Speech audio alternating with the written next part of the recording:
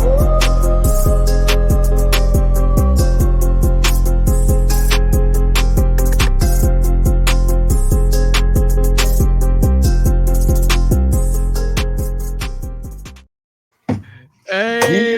what is up, guys?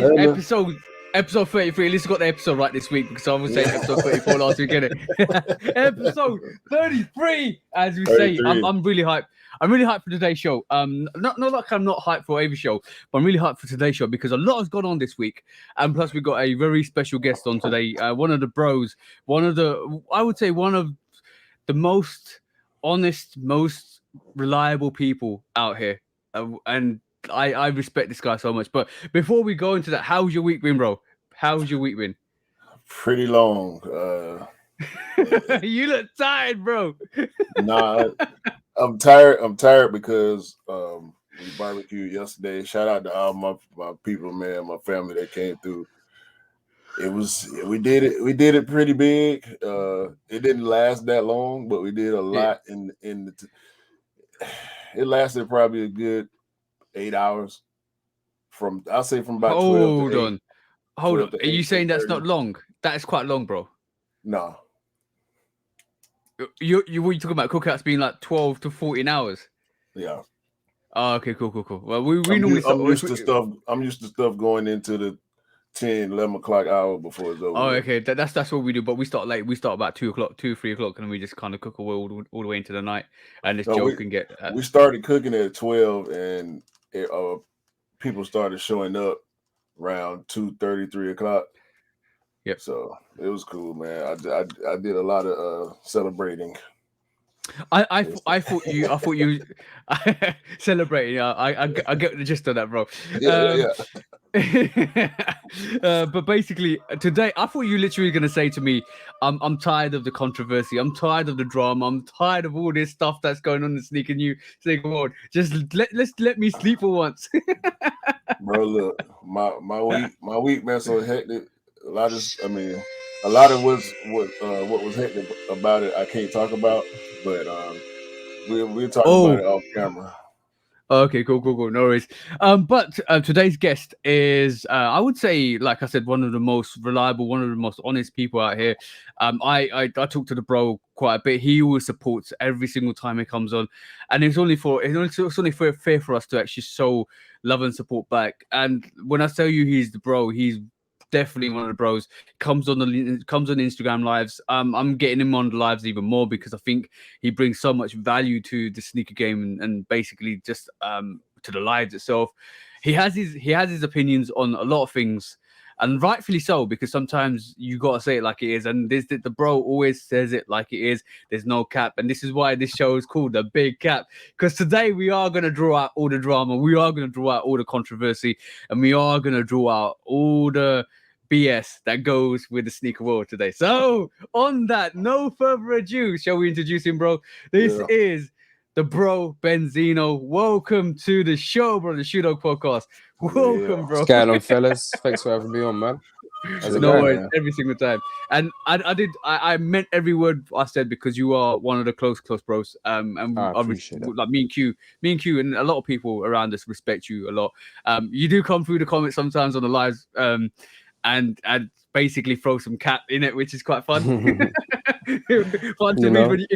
If you guys never been on Instagram Live, it's really funny when you actually kind of putting together the show and you actually reading all the comments that come with that live, and you see Benzino say something and he says something and he says something. You're just laughing. You want to really say it, but you can't because you laugh. You're like, shit. Just I've got no filter, bro. First thing that comes to my head just comes out. Yeah, bro. Sometimes that's the best way to be. Like I respect people that's just true, honest people, because basically they say what they mean.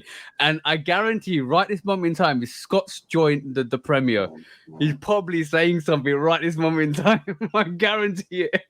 You and Scott's back and forth is quite funny as well. Yeah, I like Scott, man. Good guy. Scott goes back and forth with everybody. He goes back and forth with everybody, bro. It's irritating. He's another guy. He's got no filter. He's a bit like me. I think that's why maybe we get on as well, because we just, first thing that comes into our head, just we say it. One thing I noticed about Scott, and especially about you, bro, is if something's on your mind, you don't hide it. You basically say and come forth and call it out. And I like that about you guys. Basically, with me, I have a lot of things people say about me, and I'll just digest it and ignore it, and I'll just let it by, and then like it will just go like from my head, like yo, that's not important. But with you guys, if somebody says something to you and does something to you, you are there or in their neck. You're like like a pit bull, like bang in your neck, like this is it, like this it's do or die, no regret. I'm going in. That's what social media is for, really and truly. It's a platform to network with people and also voice your opinions and share information, knowledge, all those kind of things. So yeah, why not? Yeah, Definitely. So, okay. Well, how we normally go over the show is we talk about pickups for the week. So, because you're the guest, bro, what have you picked up this week that you want to showcase? I haven't got it in hand. The only thing I've picked up this week was the Georgetown Sixes, and they're due tomorrow, as far as I know. Yeah. We were talking Excited for about this. them. Oh yeah, 100%. We were just talking about this before we went and started recording. Georgetown Sixes, they look immaculate, bro. I'm talking, how underrated are they at this moment in time? And they sat. I literally woke up half an hour, 15 minutes to half an hour after the release. Thought, oh crap, I've not basically copped, and I'll probably miss the release now. I might have to go and wait for restocks or reach out, and then literally went on sneakers app, sitting in my size, bang, and They were like still sat on the sneakers app in my size at about 10 o'clock last night. Well, y'all, while y'all over there telling these fairy tales, let me help y'all understand what's going on over here. Wow. Hold on. we got what's that? An 8.5, 9.5, and 12 on finish line, which is JD Sports. Just a 9.5 on Hibbett, just sitting there by itself.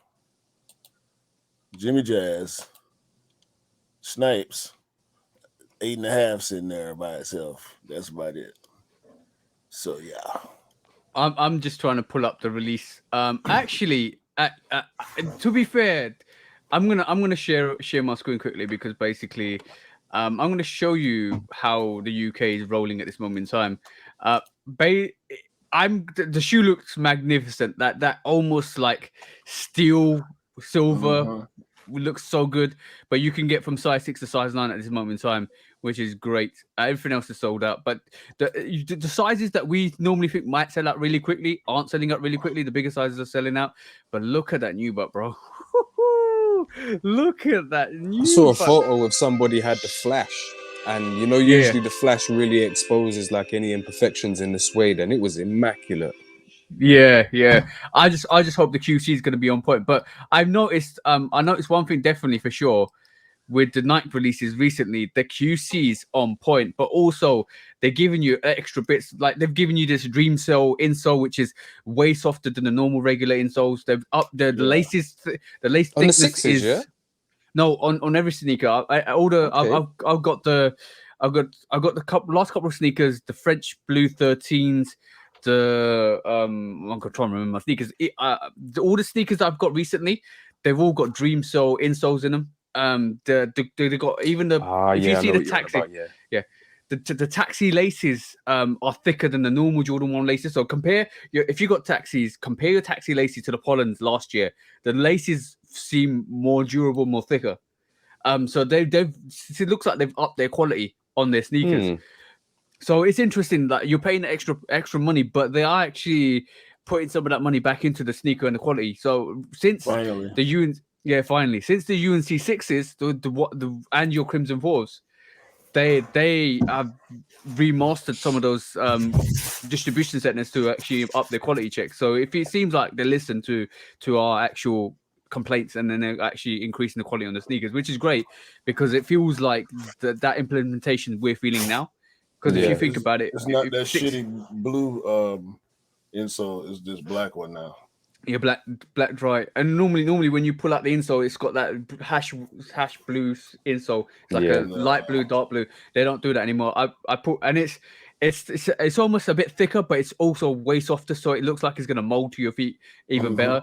So it looks like they're definitely up in their quality. They're definitely up their It's quality. not tacky on the bottom either. No, it's not stuck on. Yeah, it's not stuck to the bottom of the shoe no more. So yeah, they have stepped up their quality, which is a great thing. Yeah. But I didn't. I was supposed to go pick up a pair. I was supposed to get 2 pairs of the Georgetowns. I only hit one because they sold out. They did sit around a little bit after release, but at that point, I just sent out links instead of trying to cop for somebody else. Yeah, because I had to pass on the Georgetowns because I spent so much money on this barbecue. So I feel you, bro. I feel you, bro. I said, man, needs be. But anything you cop the extra you cop this week, Q? Nah, I mean these PSGs dropped, but I had mine like a month ago, so I do like those. I do really like those. You gonna That's say a you beautiful like shoe. these? You gonna say you like these with that hat on? Q already knows the situation. I know. Q already knows the situation. I know. Blazing Guns hate this shoe just because this is a PSG shoe. Yeah. But I just think the shoe itself is very nice. It's beautiful, the colorways and everything. Yeah. It's dope. By the way, is reflective. The black is reflective. So. And by the way, Q, shout out to you, bro, for hitting 6K views on that video. You know what? Yeah, exactly. We got to celebrate success because basically that is the most viewed review on your channel at this moment in time, and it's awesome, bro. Keep doing it. Keep doing it. Keep pushing. It's that one. My Griffey video is like 2.5. It's I think that Air Max video is like 3.5. And those videos been out for a while, bro. At least a year on most of them. And this PSG video just been doing more and more numbers every week, bro. It tripped me out. So I definitely didn't see that coming. Yeah, I think sometimes it's random. Like I never thought my Air21 videos would actually do really well. Like they just actually escalated into some about the OGs, hemisphere. Bro. And I know Benzino, you fuck with the OGs too. Because around the time we first were introduced to each other, you was on Griffey's, and I saw recently you copped the wheat Griffey's. What is it? What is it about the Griffey's that get you like that? I don't really know. I like the sole, the midsole, the bubbles, everything. I like the silhouette, man. Like the first time I ever saw it.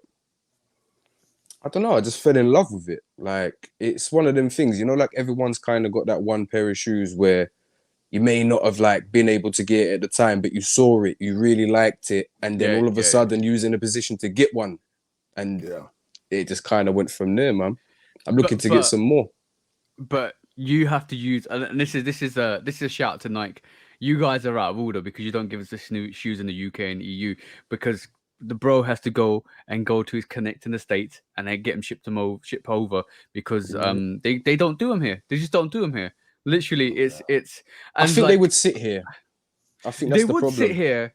They would sit here, but then do a limited release, like do a semi-limited release, because if the people that want it will pick it up, and that's the whole thing about sneakers is making sure people get the right sneakers they want. I also know why I have another feeling why you actually like Griffey's as well, because the same thing why I like basically the Air Trainers or the Zion Jordan 2 as well. It's unique, it's different. Nobody wears it, and when you wear it, people are like, oh damn, what are those? Everyone stops you in the street in London when you're wearing a pair of Griffey's, bro. Everyone's like, "What the hell are those, man? Like, where did you get them from?" Like, and people just like, "Why can't I get a pair?" And this is the same thing that what happened to me when I wore the Rui 8s out. Literally, I wore them to the sneakers live or sneakers day. Everybody was like, "What are those?" Like, was there US exclusive? US exclusive. Yeah, exactly. So what are those? Yeah, US and Japan, because Rui's from Japan, Yeah. and he plays for the Washington Wizards and stuff like that. So basically, from that perspective, a lot of people like, what are those? I was constantly getting questions about what the sneakers were, where I got them from, how I got them, and who had to maneuver to get them, and blah blah blah. But it's not that we look for it, but it's like for a sneakerhead, it's good to be unique because you want something that. An 8 is quite a rare silhouette in the UK as well. You Exactly. don't see many people. If you see people Exactly. wearing an 8, they're a sneakerhead. Like, you don't just see random people buying those silhouettes. That's the reason why we both got taxis. I love Taxi them. 8s. I love them. It could have been better quality leather. The leather's a bit tacky, but yeah, all around, man. I like exactly. it. And I think I'm gonna be picking up most of the 8s that come out next year. I reckon. Like it's gonna be the anniversary 8. So I'm waiting. I'm waiting for some OGs to come out. I'm waiting.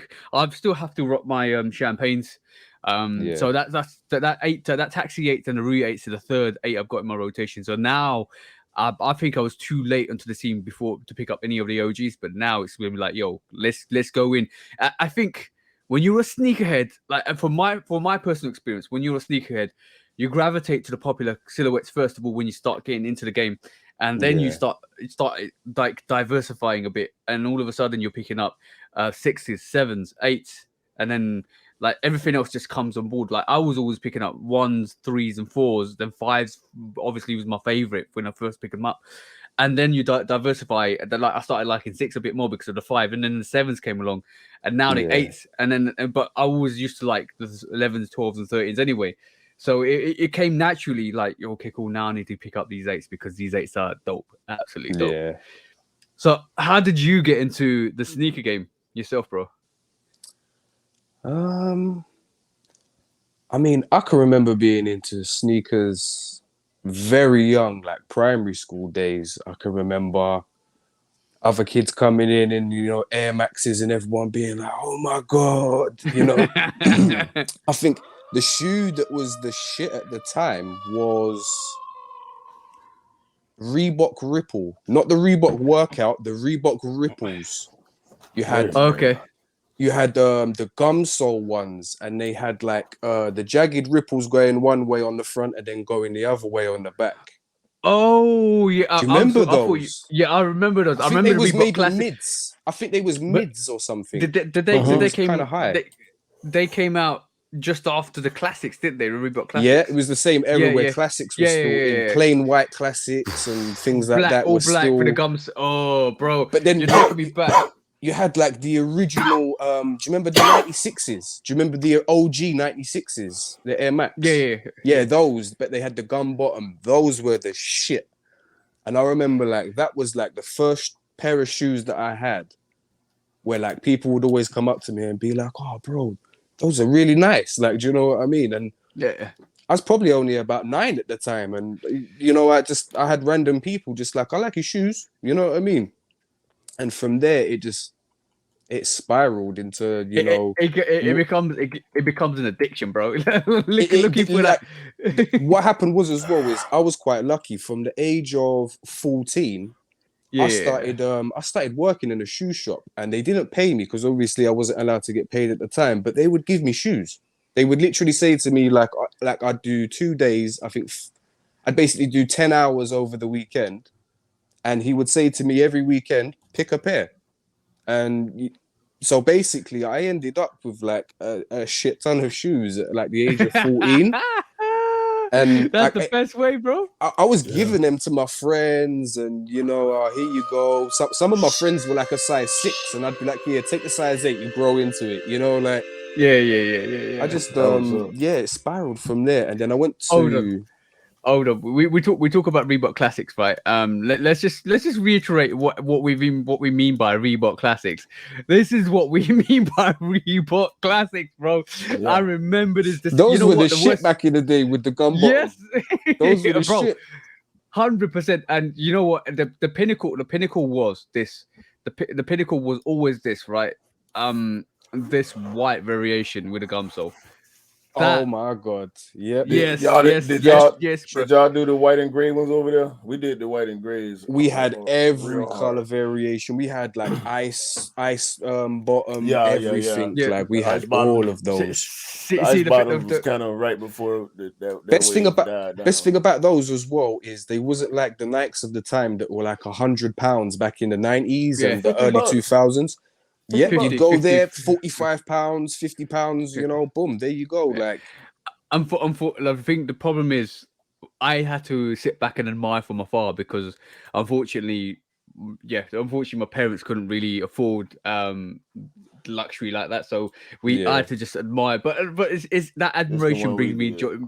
Yeah, that admiration still brings me joy to look at it and just have a look at all the classic silhouettes that Do you know had what? back If in the I day. can if I could probably find, for a good price, just an all white pair of classics, I'll probably buy a pair just for Bro, nostalgia, bro. this is You They're know this what there, I'm though, bro. saying? They're Reebok. sitting there, bro. We're looking at them right now. Full No, size run. all white without the grey, literally just all white.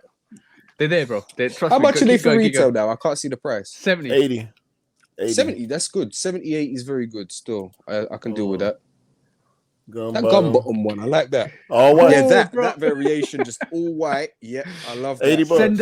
Send the link, bro. Send the link. 80 bucks on Reebok.com. Reebok, right now. Reebok workouts as well. Those were another shoe that like every single person. Like I went from my whole secondary school years, from the age of 12 to 16, wearing a black Reebok workout for school.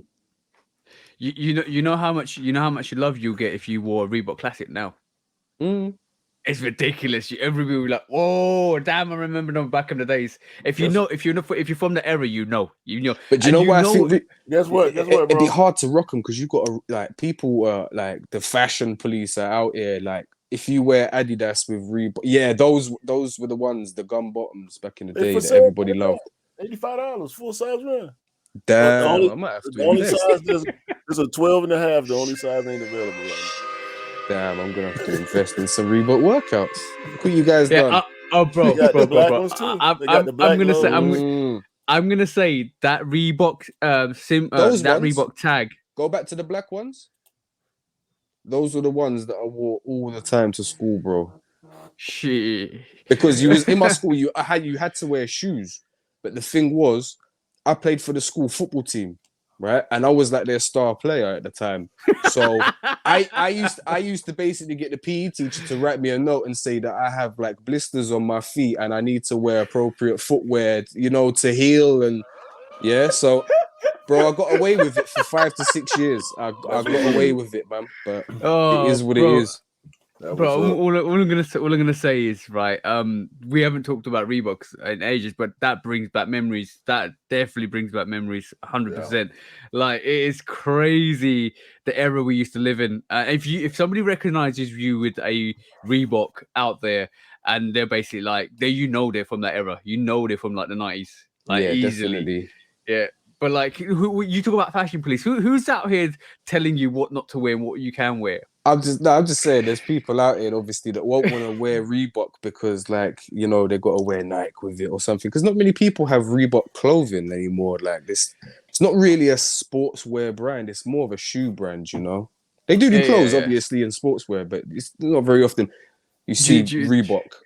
You Did just you have remember to those? wear something casual instead of because Reebok to me, that was that era where we was on big t-shirts, Baggy jeans and yeah. That's what I was just about to say. They go headbands, well with a pair of jeans, pair of denim jeans. wristband, jersey. You know what I mean? Yeah. I would just say wear them. Like, Me personally, I'm not bothered. I'm just saying probably the reason why they died out and they're not such a fashion statement now is because people just they're going for the hype stuff and also they just probably don't know how to style it.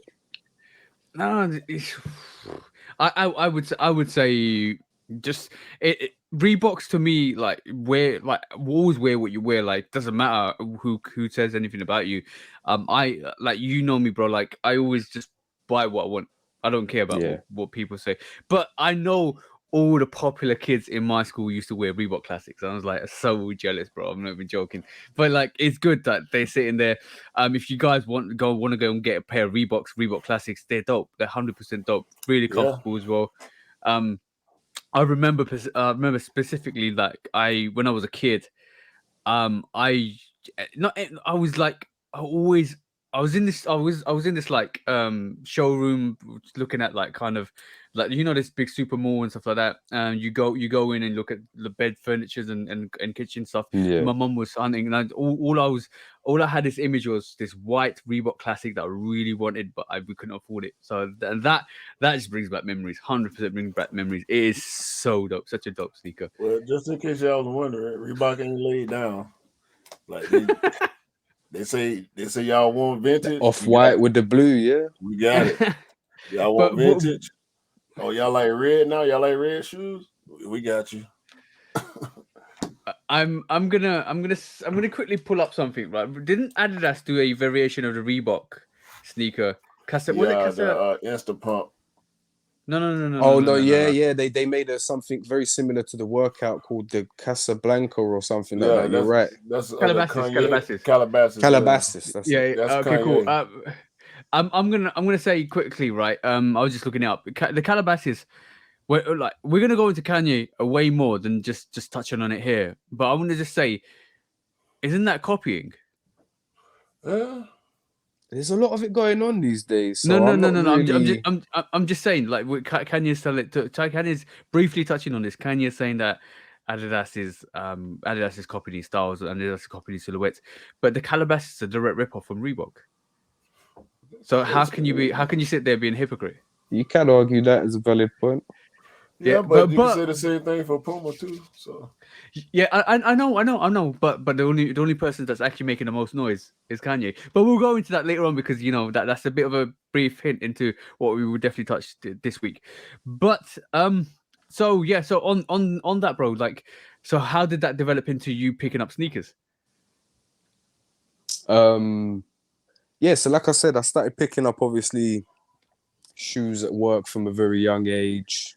Didn't really know the value of just gave them away to people, they just was kind of valueless to me.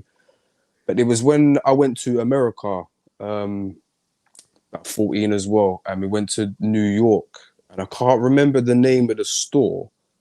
I don't know if it was like Flight Club or something, but this was like 2001, something like that maybe. And like, I just remember looking at the shoe rack, bro, and just being like, wow, like, there's not one Reebok on there. It's all Nikes and Jordans. Because the store that I used to work in, it was called TD Sports on Wharf Road. It's shut down now. And they used to only sell like Pumas, a couple of Adidas, Reebok, but they mainly had football boots. I didn't really see a lot of Jordans. I saw Nikes, but I didn't really see many Jordans. So when I went to America and I saw things like, I don't know, Griffey's, Air Max 96s and all of that kind of stuff, I was just like, wow. And then when I came back, I started to notice other people wearing them. So I was like, oh, I've just not been looking hard enough. Do you know what I mean? And I started to ask people, where did you get those? And they'd say, oh, I got them, I don't know, a million miles away. And I'd save up, bro. And I'd take a train to like Reading, which is like a couple hours away. And I'd, go to a JD or whatever it was at the time. I can't even remember. I think maybe, might have even been like Rhino Sports, like them old ones, Cobra Sports and things like that. And I'd start buying Air Maxes and stuff. Bro, and this is how I know you're a shoe dog. You're sniffing out those deals, bro. You're sniffing out that sneaker already. But bro, I used to get a lot of like good shoes as well off the sale rack, because at the time it was just in London. We never really got a lot of it. A lot of it was like outside of London. Do you know what I mean? So you'd have to travel, and a lot of it would sit. A lot of it would, sell out, and there'd be 3 sizes left, and you'd pick them up. Yeah. Cheap. So that's the same way when Jordans got more popular. I would say like the last 10 to 12 years they got more popular in the UK. Until then, you could still pick up bits here and there, but they've got really popular. That whole push from Jordan brand is actually working worldwide. So you can see the effects of that. But as you're talking, bro. Oh shit. Here we go again. All right, cool. What if situation, bro? What if situation? What if you could go back right this moment in time to when you were 14 years old? right? What would you tell yourself?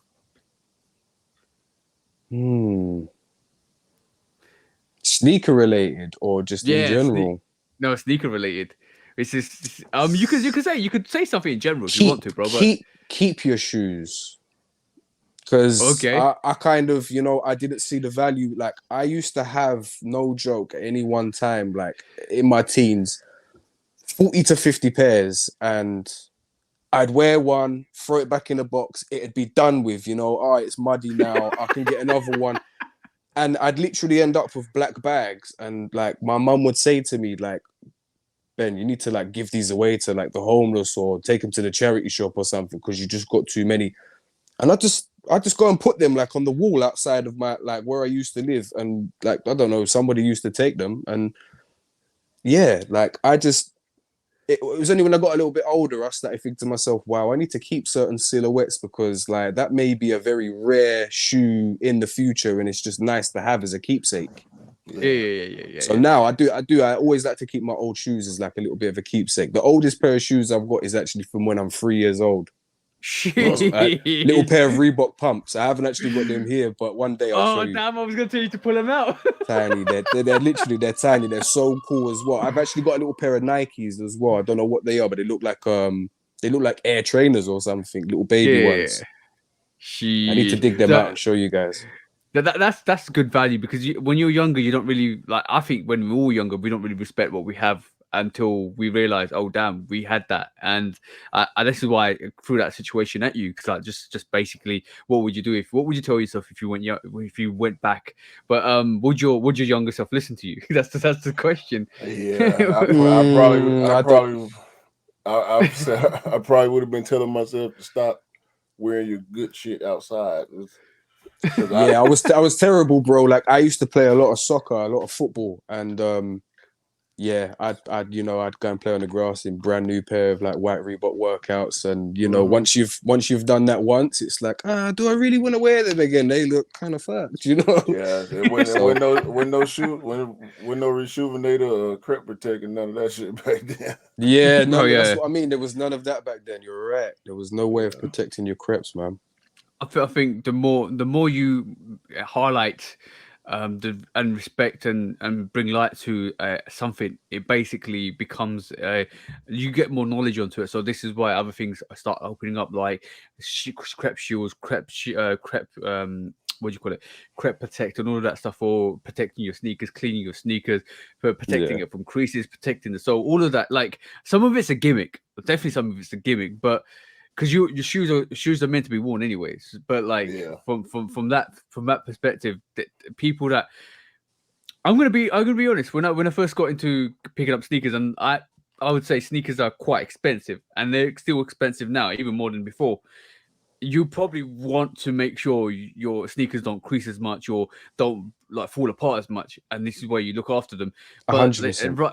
Right this moment in time, because of the vast amount of sneakers I have, I do still look after them really well, but I don't care if I don't put like a crease protector in my shoe or a sneaker shield at the bottom of it. I'm gonna wear it. I'm gonna clean it. It's gonna be good. See what I'm saying? Yeah. But it is heartbreaking though when you wear that nice pair and it's like you totally have no thought in your mind that anything's gonna happen to those creps, and literally, I don't know, you're walking down the road and some old lady drops her coffee, bang.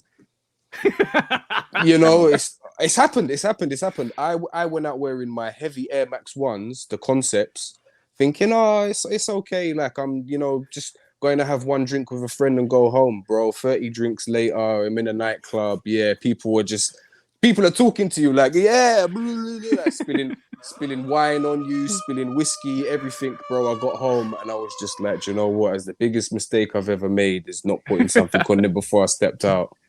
Damn, bro. Did you clean them? Yeah. I cleaned them up. Do you know what? They actually came up perfect. They actually came up perfect. Good material on them. That's good. I was gonna say, I think I'm the same. Like, I don't I moved away from any protection on the sneakers. Especially, I don't think you need to put any protection on your sneakers if it's leather or patent leather, because basically patent leather wipes off, leather wipes off. What you got to really worry about is the suede and nubuck sneakers. Even nubuck, like depends on the nubuck. If it's black, it's fine. But if especially suede sneakers, if you're looking to protect it, I moved away from it because from my perspective, it damages the suede in a way, Yeah, and it does. I'm not. It's Yeah, like I'm not one a of. residue. Yeah, it's So like to speak. waxy residue, and I'm like, Yeah, nah, I wanna keep it as it is before. I'd rather go and clean it and wash it and like use a new but or a suede razor for it, because I don't wanna come into it and the materials ain't soft anymore or plush anymore. This is why I totally don't agree. I don't wear crep protect on my sneakers. I used to. I did silly things like when you first get the things like, oh, crep protect. Let me just put crep protect on my leather. Why? Why do you want to put crep Pointless. protect on your leather One sneakers? one thing Yeah. I do though with Jordan ones is it like obviously they're leather, you don't really need to do anything to them. One thing I do is I spray a little bit on the tongue and the laces, just so Oh, okay. you know. I'm just because that's usually the one spot that will absorb like a bit of spillage. Yeah, Like if yeah. somebody coffee splash or something Yeah, on yeah, it, yeah, yeah. it Q's will pulling out absorb. something. Q's pulling out something. He's gonna showcase something for us. Ooh wee, the Bordeaux, or is that the PSGs? Oh, those. PSG, Bordeaux. Oh, Oh, PSG. PSG. PSG. You see I see the that? tongue. Look at that toe. And look at this one. Does Right. one look pink to me, or am I tripping? No, it's actually this one. You see how the crep, not crep protect, but the rejuvenator repellent spray stained it. Oh yeah, you I can see the see. dot. I see on the Hold on, front hold on. now. Yeah, yeah. I Right wanna on do. the I wanna front just. on the curve. Yeah, them dark Yeah, gray yeah, looking spots. yeah, Damn. yeah, yeah, yeah. Yeah, and this one is this is how it's supposed to look. It So you shouldn't be only did dark. one shoe. No, I did both, but it didn't ruin this one. This one is It just cool. messed the other one up. But it Damn. fucked that one all the way up. Yeah, you can see. You can do right the angle there, just on the toe. You got that dark smudge on it. Yeah, you Yeah, can literally on see the Would that. you side too, kind of. would you not be able to work that out with like a suede brush or like an eraser? I already have, because it was Well, worse. It oh, was worse. sheesh, So sheesh. I already That's not have. good. So I moved away from that massively. I think washing and cleaning your sneakers is probably better than using a crep protect, and Yeah. this is why I feel like you can rejuvenate suede if you know how to. I think stuff like that is for newbies, and when you're new to this, when you're new to picking up sneakers, you're like, I want to protect my sneaker. I want to put a tank around it. But then what's the point of having a sneaker when you don't wear it and you cover it with all that gimmicky stuff like sneaker shields? It does come in handy if you are gonna start wearing your sneakers in the winter and it is, in rainy season or whatever. Because Yeah, the and splashing and everything, it really does help not mess material up and get all I, cruddy and stuff. I would say if you come to that point, I think planning is better than like crep protect or not the crep protect. Planning is better than any protection you can put on your sneaker. So if you know it's going to be sunny, you're not guaranteed, but if you know you're going to be indoors and you're going to go to the mall, you're never going to step out in the open as much. Wear what you want. But if you know Yeah. you're going to go out and it's going to be outside and there's a risk Mhm. of rain, sleet, snow, thunder, lightning, whatever, just wear something like a pattern leather or a leather sneaker. You're fine. Like Yeah. I think planning comes a lot, and then like what you do with your shoe, like in terms of your tongue and your laces, that's a good idea actually. Like if you just cover your laces and your tongue, because that's the most susceptible, because of obviously the tongue's like more of a nylon I've fabric. had splashes on like shoes before. I've wiped it off easy, you know what I mean? And then it comes to the tongue and I'm like, oh shit. Do you know what I mean? That ain't coming out. It's not coming out. Yeah. well, you can always use. I'm gonna go. You know, You like can if you always drop use. like curry or coffee or something like that, bro. Paint it, yeah, or dye it, yeah. Paint your diet, bro. Paint your diet. But yes, For real. I feel you, bro. Like basically, you want to. All of us as sneakerheads always want to have our sneakers the best they can be, in terms of like always keeping it pristine. Because when you step out, you always want to have your sneakers looking the best it can be. Always. Yeah. Do you ever wear a certain pair a bit too much and then you look at it and you're like, I think I need to stop wearing them for a while. They're starting to look worn. Yeah, like, and I want to keep them clean. The blue toes. Bro, look, it's not even the toe box. We know the toe box gonna crease, right? It's this. Oh yeah, I That's what I did hate that. about Jordan ones. I said, I bro, did that to my shadows. I gotta stop wearing that, man. I got to, bro. I When I first got the Shadows came out in 2018, I think when they first came out, I was like, I love this sneaker. I'm in love with this Shadow colorway. I want it. I want to keep wearing it. I wore it for like 2 to 3 weeks, and it's that the back started creasing. Actually, let me grab them. The back started creasing. I was like, yo, damn, I need to stop wearing these as much because I love them so much. Yeah, and I was like, no, can't be doing this. As much as I wear these bloodlines, they didn't crease like that on the back. Yo, so I'm gonna keep wearing them. You know what I'm saying? Yeah. See, that is nice, bro. But you can prevent that. You can actually prevent that if you with a sneaker like what do you call them? Like shoehorn. When you put your shoehorn in and you put your sneaker in that happens mostly from putting them on and taking them off, doesn't it? It stretches it. Exactly. But like the quality on these shadows, like, oh my god, like this is just crazy, bro. I love this. This is one of my best, and this is why when the Visionaire came out, I wanted it because it's so like the Shadow. Yeah. The Rebellion. But yeah, Rebellion. Yeah. That's what. Yeah, not Visionaire. The Rebellion. Sorry, thanks for the correction, bro. But yeah, but like this is one. I hope they drop this in the next 5 years so I can double up. Because believe it or not, the Shadows sat in the UK for a little while, and I would have if I was clever, I would have picked up 2-3 pairs of these because I would have rocked all of them, absolutely rocked all of them. Did they restock even as well, like on like a sneakers day or a Nike birthday or something last year? I tried as well. Them and the Volts or something. Yeah. But this, I wore this continuously for like 2 to 3 weeks, and that caused a back crease there. But like 100%, driving doesn't help as well because you're constantly flexing that ankle. And I hate that, bro. You know what? The worst thing is with driving is this back heel. Back heel. Yeah, it goes black. Yeah, all dusty, horrible. Yeah, that's sneakerhead problems. Highs are probably the hardest shoe to drive in that I can think of. Like I don't have problems with like how people say the back tab on fours digging to their heel, and like I don't have none of them type problems. No. I take my fours off if I have to drive in them. I'd rather drive barefoot, man. Because over here, yeah. I don't know about TJ, but I drive manual. I drive stick. Stick, So the left foot is, creasing all the time. Oh, 100%. You gotta take it off, bro. Like, I'm gonna show you something, right?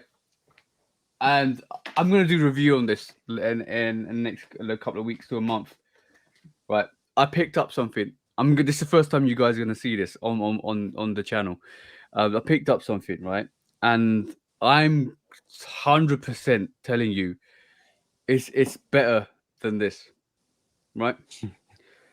Because when I picked it up, I was like, I was dubious about it. I'm very dubious about it as well.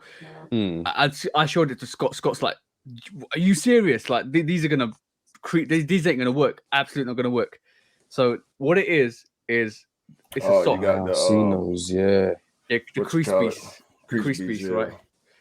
I'm gonna tell you guys that I'm gonna tell you this little sponge thing here. Let me show you, because I wore the cool grey freeze for the first time this week.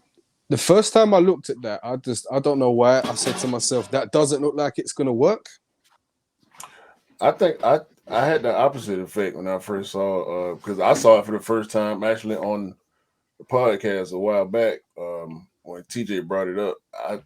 I like that idea a lot better than I like the crease protector idea. You know what I'm saying? So I'm gonna tell you, you can't stop your sneaker from creasing.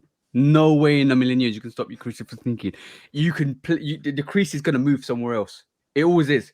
Your deflection will always move somewhere else. Yeah, because your foot got to flick one way or another. Exactly. But the cool grey, this is the cool grey freeze. I wore these. And the way I walk is very fast paced, right? And it's not really great for wearing sneakers, because what happens is this. What happens is you get creases like this on your sneaker. See that? Mm-hmm. Right. Yeah, so just, barely. You get creases like that on your sneaker. So in retrospect, right, I think the other side, my left side, the driving side, is way worse. So you get creases like this on your sneaker, right? Damn. Yeah. So the way I walk is probably detrimental to my sneakers anyway, because my girlfriend says I always run through sneakers. But like You walk on your toes. Yeah, I walk on my toes way more. But like the cool grey freeze, I wore them for the first time. Not only are they comfortable, not only do they protect the sneaker, you can adjust to where you want to place them, because it's like a sock on a sock. And you put it at the front and you just slide it in. You got to unlace it a bit more to get your feet in to place it, and then like lock them in. They are comfortable. They don't hurt. They protect your sneaker. And bro, there's not even one crease on this, except for the edge there, because that's where it's going to crease. It's going to transfer that crease to the edge. I'm telling you guys, that's the crease you're going to get. You don't get it creased on the toe box. That's the crease you're going to get, and then naturally that's going to happen anyway. Bro, these it will happen with every sneaker shield or crepe crease protector. But this is definitely.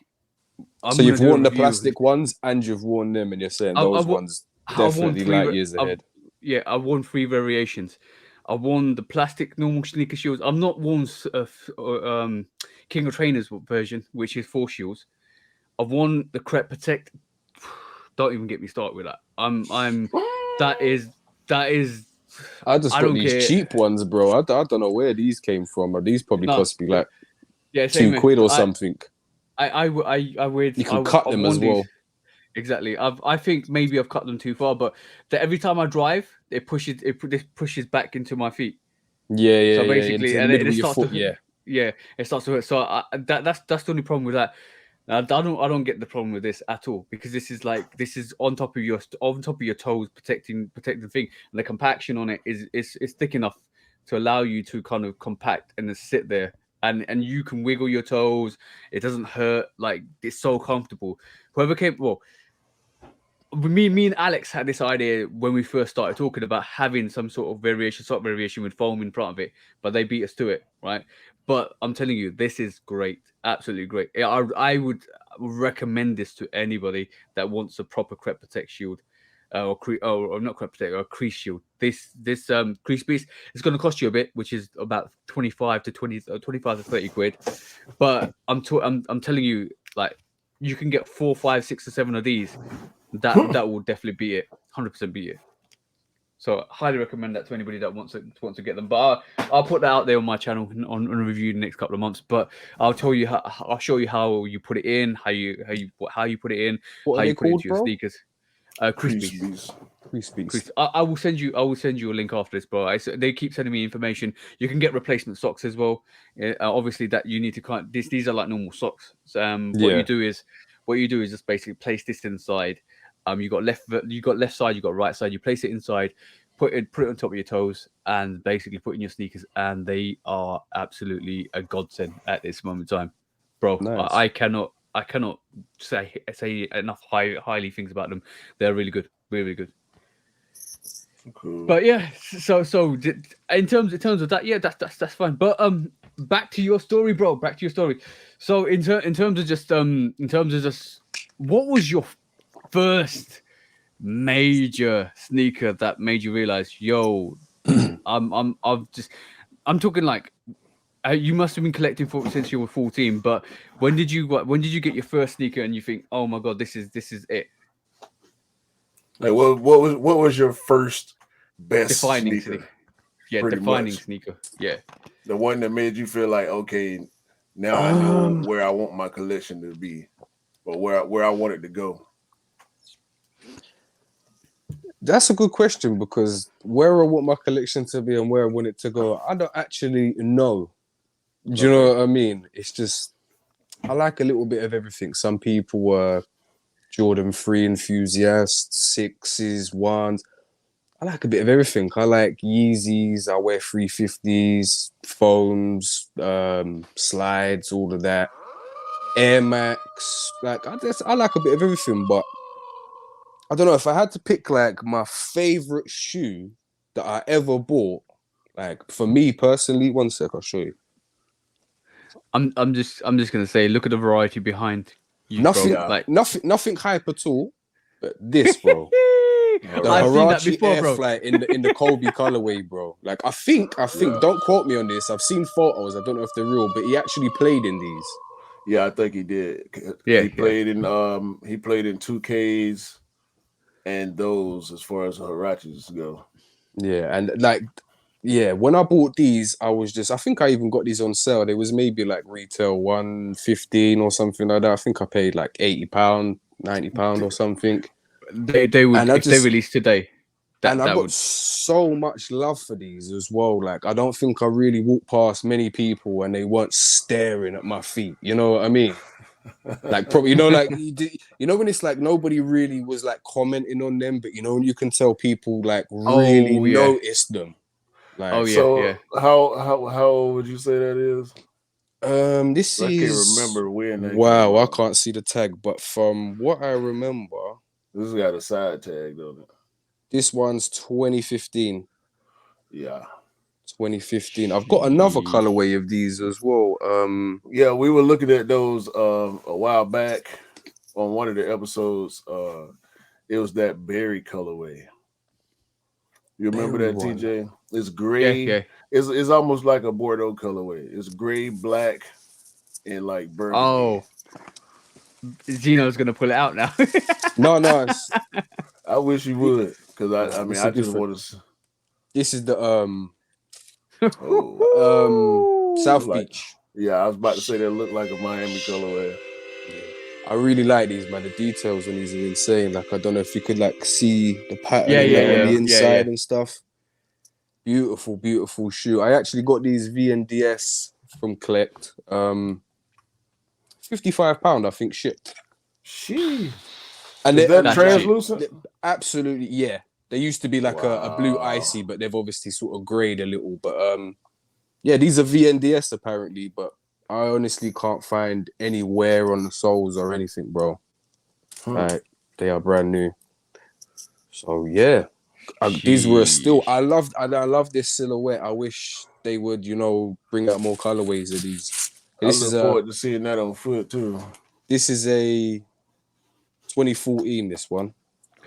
As you can see, guys, we're not talking to a regular sneakerhead here. We're talking to a proper shoe dog here. We're not talking about no cap. We're not talking about no hype. We're talking about authentic love for sneakers, and this is what we love to see. Like from my perspective, it's like great to see different variety. Variety is always the key to life. Variety is always the key. Diversity and variety is probably the key essentials that you guys need to have in life. You can always get the Hypest Jordan 4, the Hypest Jordan 1, or the Hypest Jordan 6 or Air Maxes, but sometimes having that subtle colorway that nobody really thinks about makes you a bit more special sometimes. Everybody goes for the hype stuff, so it just becomes common. So Yeah. we got to really think about, bro, I can get this Huarache High, or I can get this, or I can get Air Trainer, or I can get I can get Georgetown 6 because nobody's gonna be wearing a Georgetown 6, or I can get a Jordan 8. It's different, definitely different. Those are nice. Ooh, are they suede? Cool, great.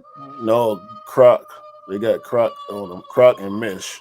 No way. The leather has got the Croc textile on it, and everything else is mesh. These Those are dope. are ridiculous, bro. Yeah. That's crazy. Almost like a cool gray colorway. Yeah, but it probably would be cool gray if they didn't have to put the Croc on there. You know what I'm saying? Yeah. But yeah, there's a bunch of dope. Those are nice. That, man. as I was we're trying talking to find the one we was talking about. Go ahead. as we're talking about hype. It's that time, bro. Lose, choose, or dump. So this week, every time a guest comes on, we always say lose, choose, or dump. All right, cool. Number one is we'll give you two scenarios. Number one is OG, hype, or regular GRs. Right. So what you're losing, what you're choosing, and what you're dumping, and the whole philosophy behind it is you lose it means you lose it, but everybody else gets it. You choose it, you lose it, it means you lose it, but everybody else gets it. You choose it, everybody gets it. When you dump it out of history. It does no longer ever exist in history, and everybody forgets about it, right? So Yeah, lose, choose, or dump. Yeah. dump So the hype. Dump the hype. instantly. Dump the hype. Dump the hype. What made you say that? I'll be honest with you, like a lot of the like hype shoes, not all of them. A lot of the hype shoes are ugly, to be honest. Like I find a lot of GRs are better, but the hype behind it, maybe the collaboration or whatever, Yeah. it just seems to make people go crazy for it. But yeah, I'm not really a hype beast. I don't really like the hype stuff. I know you are. This is why. When somebody comes onto the show, I kind of know what they're gonna say on that situation because I know them quite well. I knew you was gonna say that. So you're dumping you're dumping hype, so no hypes no longer Yeah. exist. Who's got the Yeah. ice cream man coming through? It's outside my house.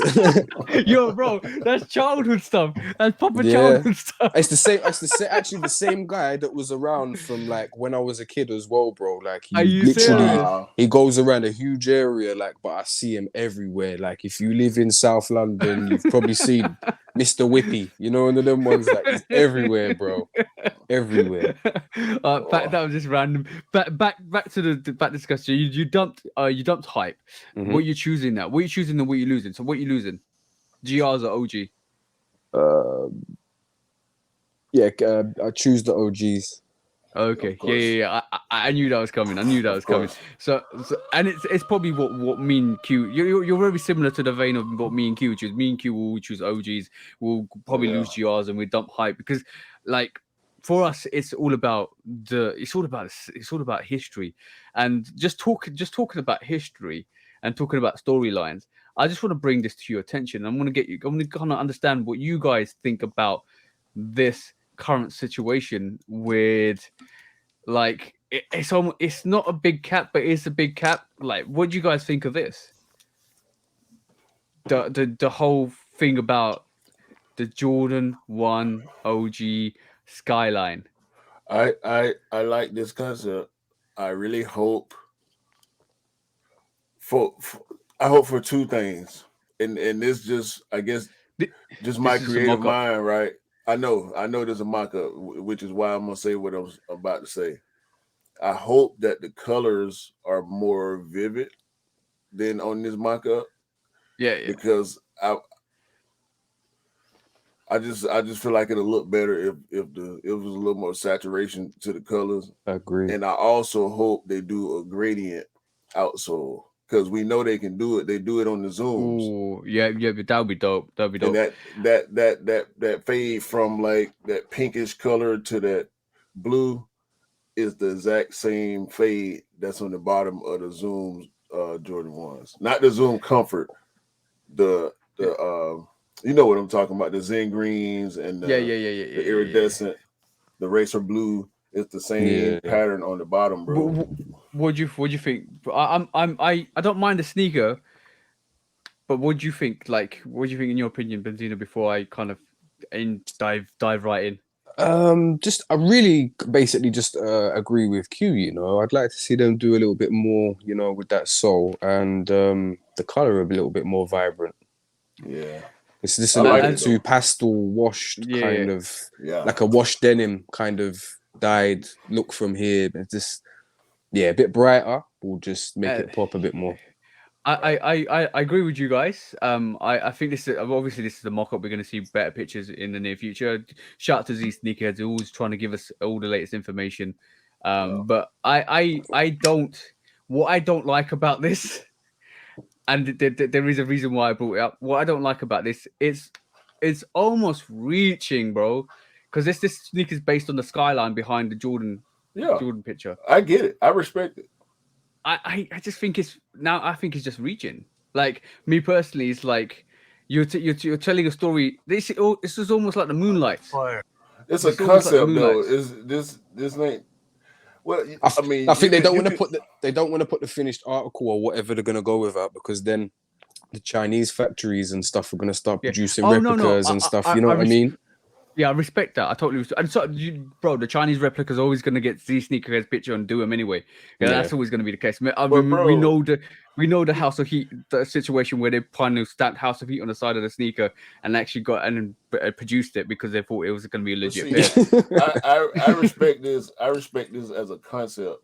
I'm not thinking story on this. Like the Moonlight was a bogus story they came up with. You know what I mean? And listen, the story wasn't the worst. We just know the story wasn't true. Factual. Yeah, right. It wasn't factual. I think that's what killed that campaign. But as a concept, like, okay, what else can we do with a Jordan 1? And somebody look at this picture. He's wearing ones in the picture. And let's just use the skyline and see what we can come up with. I'm cool with that. You know, it's a decent play off of this picture. You know what I mean? Okay, that's fine, but do you think they look nice with a black bottom, a black midsole, because of the to go with the picture? So right. I was thinking about that too. They would just look so much. I don't know. Defined. Yeah. Black midsole with the translucent gradient bottom from the Zoom. Yeah, I think we just came up with a hit together. Nike, come holler at us. The more I'm looking at it, I'm just thinking, that would look so good on that, really.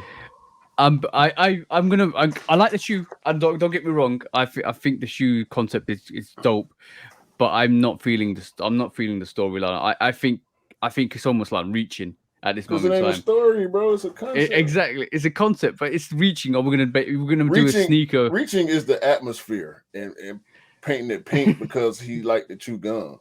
That's a reach. This ain't a reach. Come on, bro. I'm not. I like the concept. I'm not gonna lie. The Jordan that skyline concept is dope.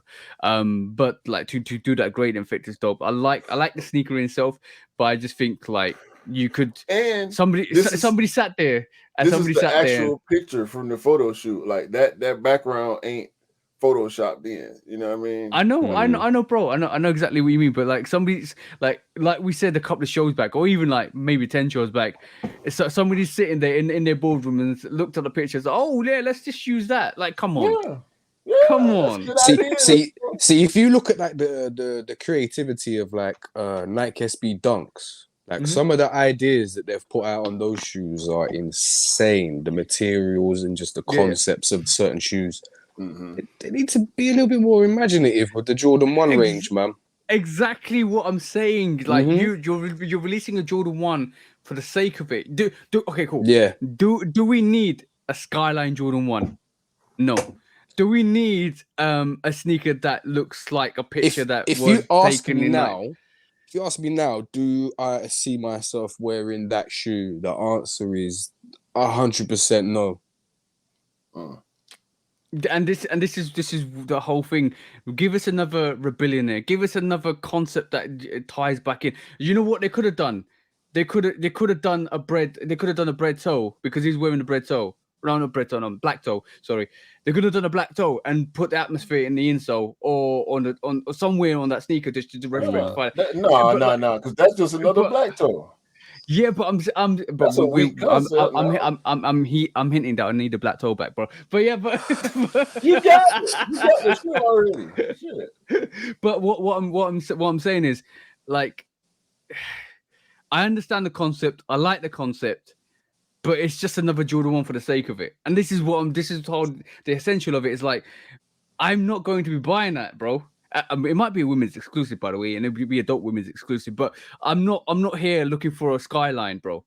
I'm not here sitting here looking for a Skyline. Come on, dog. You can't do that when they give us just a dope colorway with no story, and we love it. So when they try to give us a different concept, But like, bro, think you about it. dunking on it, bro. You dunking on it harder than No. It's to me it's like half.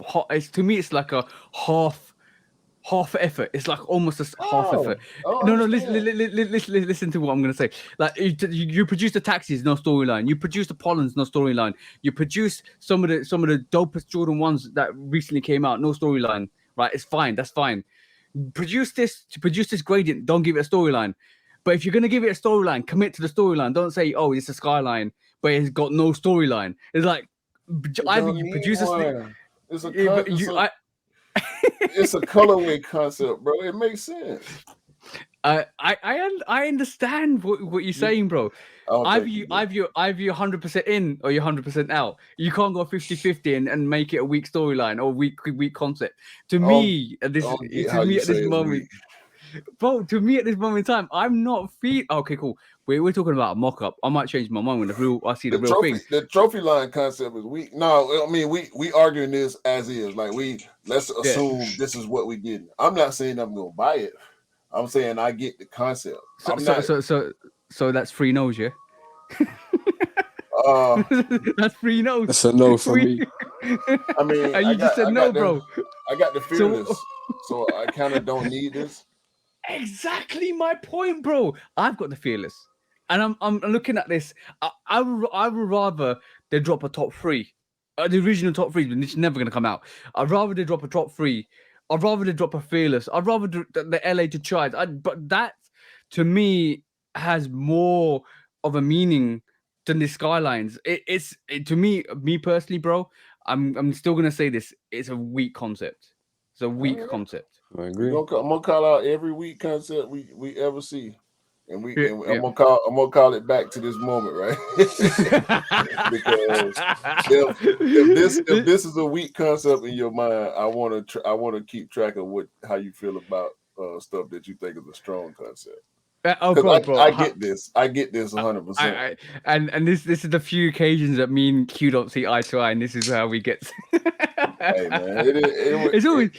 I can agree to disagree. I want to try to understand. You know what I'm saying? Yeah. I agree to disagree. This is almost like a Denim 1 situation again, where QQ was like, and what happened? They sat, bro. Nah, it ain't about him sitting. It's about what you said. Oh, when we first saw, bro. Nah.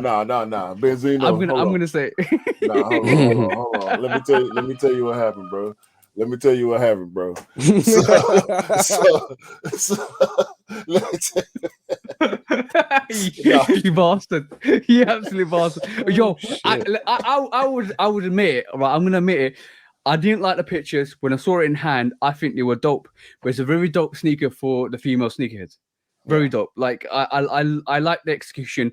The pictures didn't do it justice. I saw it in sneakers and stuff, and my girlfriend actually liked them. She actually thought she would wear them, and then it kind of made me realize, it's a really good concept for the female sneakerheads. A very good sneaker for the female sneakerheads.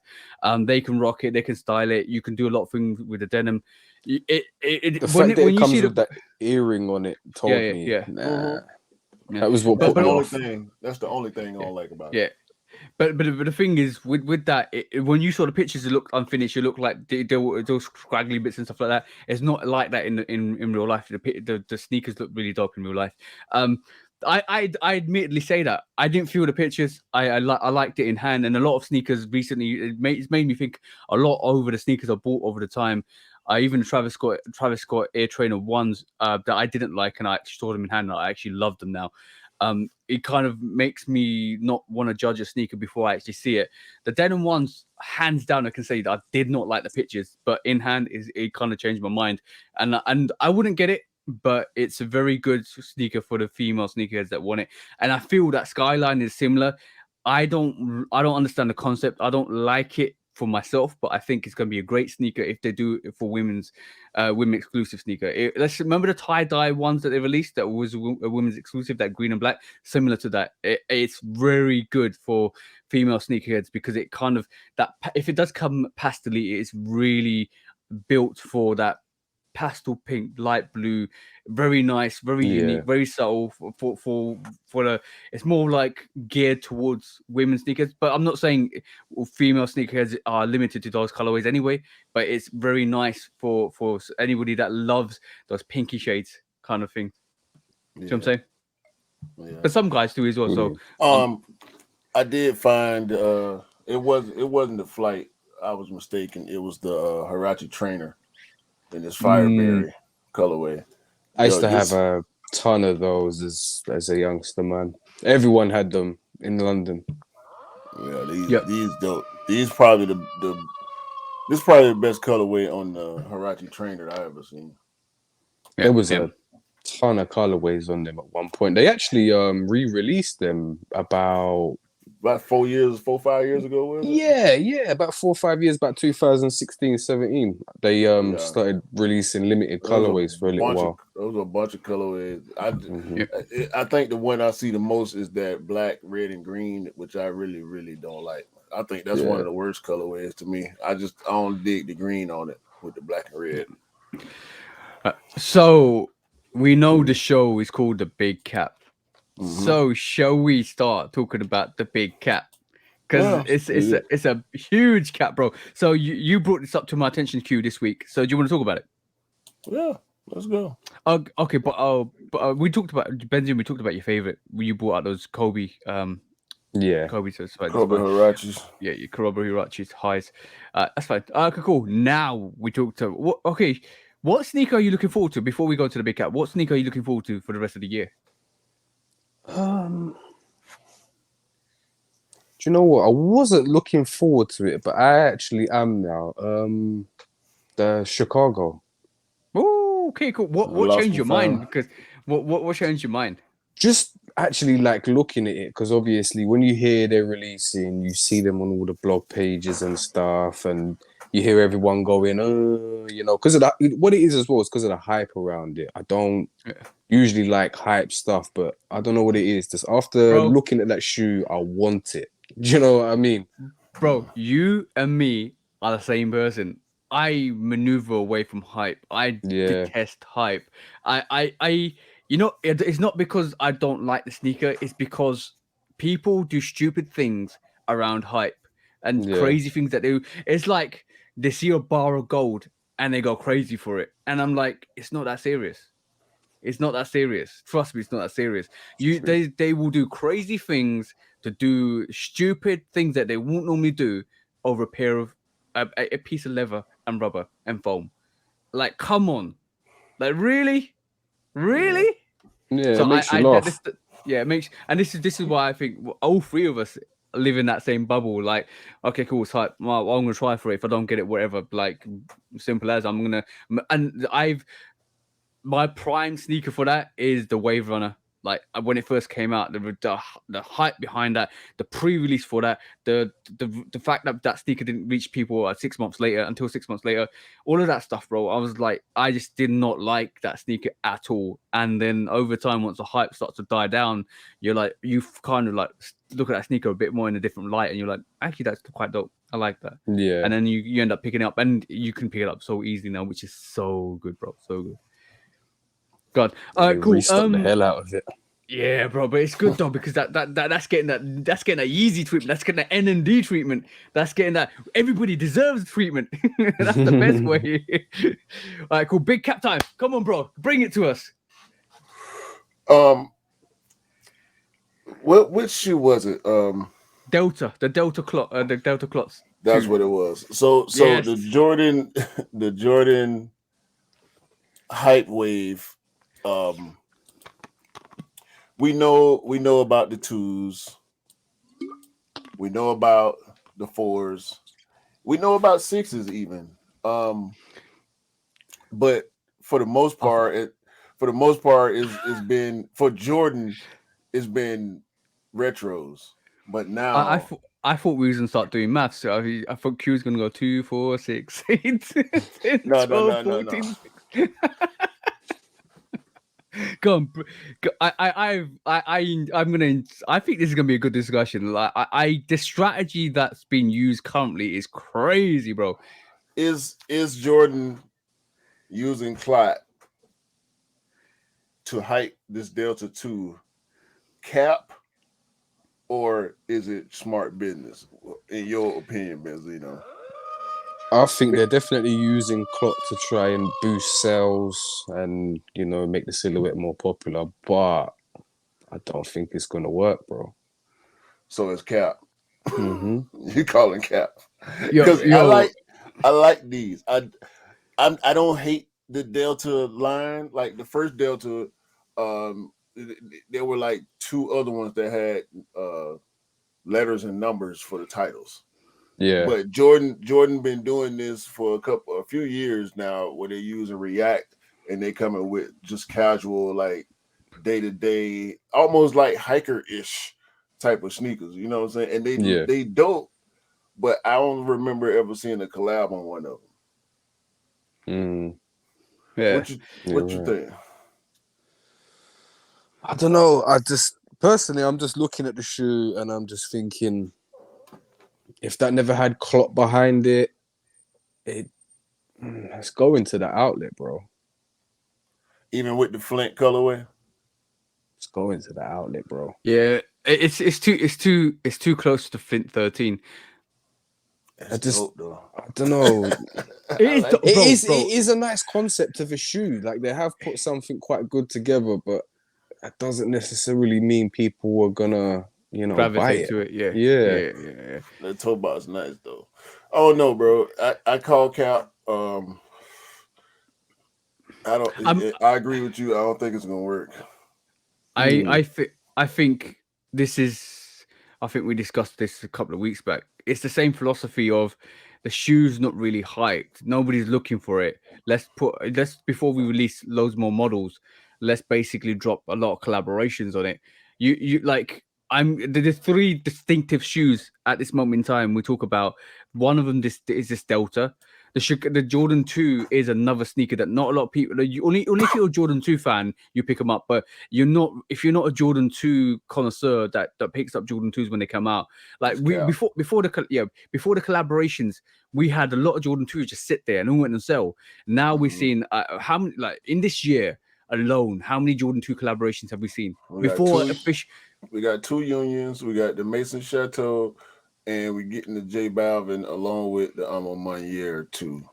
And then you also sold the off-white two lows last year, right? And we And also they released them Cheneys. Is it Laura Chain? Yeah, Something. yeah. I can't remember the name of them, but there was like a green low. Chanel, That's it. Green Nina low Chanel. and a red high. Nina Chanel. Yeah. That's it. And Nina also so we're getting the 218 Jordan 2 lows. yeah, exactly. So this year. exactly. So now, and that's even before they released a regular Jordan 2. Also off-white 2s. Yeah. Yeah, your fight 2s last year. So that's a lot of collaborations, and that's a strategy that they've been using recently. That's one. There's also I think the Air Trainers are a bit different because they released the OGs and they released the Travis Scotts. The Air Maxes before they released any regular Air Max, you had the patterns, the concepts. Then they've released in between. They've released the Matter Roots. They've released the Tree Lines, and then now they got them now collaboration. They've got the Tour Yellow. Then they had the South Korean collaboration. Bro, like that's the strategy. That is definitely the strategy going forward. They've done that with the 2s. They've done that with all the lesser models that they know is not going to sell out. They give you collaborations, and then you get hyped on the collaborations even before they release a regular sneaker. They won't do that. I think even the Dunks had that kind of. They had a lot of collaborations in the Dunks, and then they start releasing regular. So anybody that's not looking for a sneaker, they'll just do collaboration after collaboration after collaboration, and then this is why I keep saying it's oversaturation of collaboration constantly, because you get all of these collaborations, and then at the end of this year they're going to drop a OG Chicago too, which I think a lot of people end up picking up because they're used to 2s. It's just getting you used to the fact that these sneakers are releasing. Yeah. Because the last 2 I can remember was that women's 2. They had all the different colors on it. Yeah. Before that wasn't that a mellow. That was so long ago. Like yeah. But I mean that was what, like 18. 17, something like that. Yeah, exactly. And that went on sale. That went on sale. Yeah, and before that, women's too.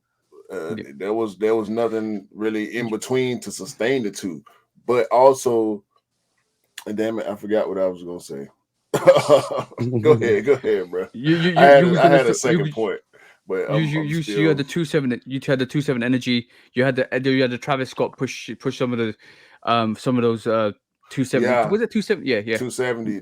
That 270 drop, and people bought that shoe. I see a lot of people wearing that shoe, but I don't think it's because of the Travis Scott, because the people that's gonna buy that shoe aren't really sneakerheads. You know what I'm saying? Yeah. Like, I don't know any sneakerheads that have any colorways of that 270, but they got the Travis Scott. And truth be told, most people didn't like that Travis Scott. They bought it because of the attachment to him. They didn't like his spin on the shoe or the regular silhouette. And now, what was that? The 720 React? No, yeah. No, these ones, innit? No. Because it's the next version of that shoe. I'll pull it out. Gotcha. It's the 270 React NRG. Oh yeah. It's different. Yeah, because actually this one's 720s. I got the Bauhaus. This is a 270 React. Yeah, this is a 270. Yeah, it's the same shoe. Look, it's just right. There you go, bro. That's the one. But Travis got the next version of it. Yeah. He got the second version. Yeah. He got the second version of this shoe. In my head, for some reason, I thought that shoe was the same as the 270 React, but it's totally different. No, it is, but it's just the second version. Yeah. So a lot of the same tooling, same setup. They just changed the uppers a little bit. So we was looking at all the different models. Now we're gonna talk about what recently happened. The Amamanier airship is another big cap. Like, not a lot of people looking for the airship. They did the two variations of the airship prior, which is the New Beginnings pack, which we had the Jordan 1 and the airship, and that was super limited. Then they did the banned variation, which Jordan was the official sneaker that Jordan got banned off from the NBA. That was super limited. Now they released another sneaker, which was the Amamanier airship, the blue variation, which I don't understand how it's got any connection to Amamanier, but that was limited to 2,300 pairs. That's super limited. And now they're bringing out more variations next year of different colorways for the airship. I think the airship's a dope silhouette. I probably end up buying a variation of that to see how it fits on feet. But that to me is a big ass cap, because nobody's looking for the sneaker. Nobody was even talking about the airship. How much was retail? $140. Oh, okay, that's not too bad. I don't know why, for some reason, I had in my head that they was trying to charge like 200 for it or something, because it was an. It would have been worth it at 200, I think. Yeah. But that's to me is another big cap. Like, it's the strategy at this moment in time is the fact that they're releasing all these collaborations to build up and the hype behind it, but also then give you something that you're not familiar with, and then say, here's all the other lot. Here's the regular sneakers. Here you go. And it's such a big cap because of specifically the Air Max 1 and the Jordan 2. Yeah. Had we not seen so many Air Max 1 collabs and Jordan 2 collabs back to back, I don't think we would even be having this conversation. No. And it almost feels like the Jordan 8 is another thing that's gonna happen too. I don't think Rui can springboard that silhouette by himself, but because the anniversary is coming, I want 8 collabs. I want to see who can do something different with an 8, because the 8 is already so unique of a silhouette, with the straps. And has it ever been done before as a collab on an 8? I don't think so. We got some crazy colorways, like the Peapod and like the Taxi, like the Tinker. But you can't call Tinker a collab, even though they put his name on it like it's a collab. Yeah.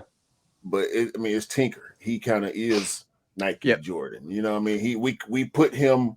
He's just as much a Nike guy as Phil Knight is, as far as I'm concerned. Yeah. Yeah. You know? But the thing is, with the eights, you don't need a collab to make it awesome because there's so many awesome colorways out there for that. If we do see a collab, that'd be quite interesting to see who does something with it. It's the straps make it unique, so unique that you can do so much with it. I want to see what they do. I want to see if somebody does a collab to it and what they do with it. But I'm here for that. But I'm also here for the OGs, and I'm here for anything that comes out in the eight variation. What if they give it the trophy room?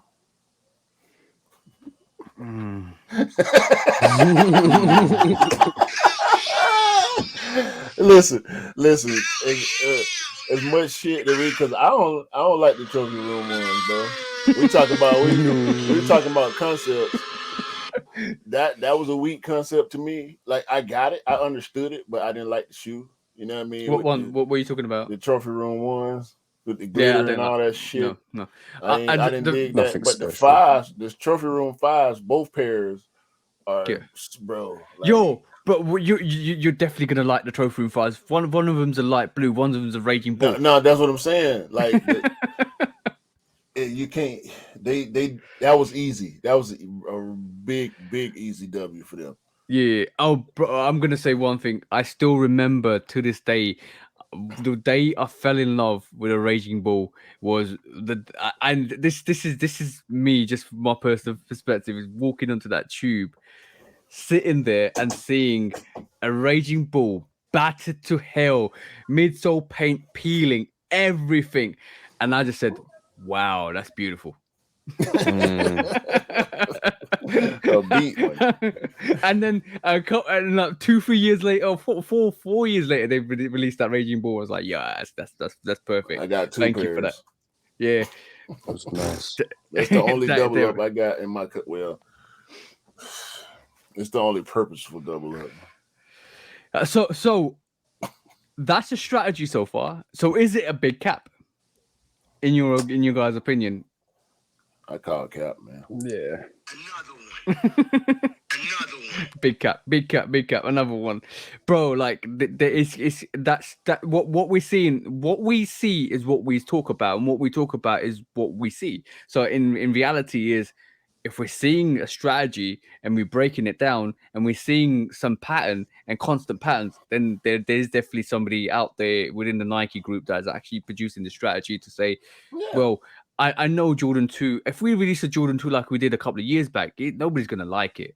So let's do a collaboration. This Air Max, only the London guys feel it, and only Europe feel it. So let's do collaborations. I'm pretty sure the American guys will start to like it. Big cap. The collaboration thing's been working well for the SB Dunks because I don't know if you've noticed, it's like every month there's always a collaboration SB Dunk, and it's good what they're doing though because they're not just going at it themselves; they're actually giving it to skate shops from all around the world and letting that's them. awesome. And that's awesome. See, I can't call it cap. In the dunk situation is a little different because SBs, this is what SB does with the dunk, right? They do it with the other. They don't do it as much with the other silhouettes. They just give those to the skaters and say, "Well, this is the your orange signature capsule. shoe. This is your signature shoe." The whole orange capsule is amazing. Like the fact that they, like you're saying, go to, and that's a bit more special because it's almost like we want to incorporate a different skate shop and help them out and give them something and give them back to the community. It's like almost like giving back to the community of the skate shops and the skaters, because it's like, yo, take this, do what you want with it, and then come back with the idea.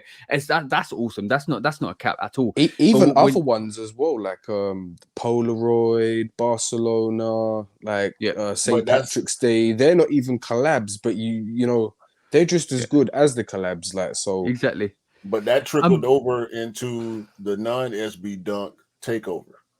After the success of the Chunky Donkey and the Street Hawkers and Civilists and all that, the Bear Bricks, Then all of a sudden, it's the college pack, and dunks ain't Oh, looked back since then.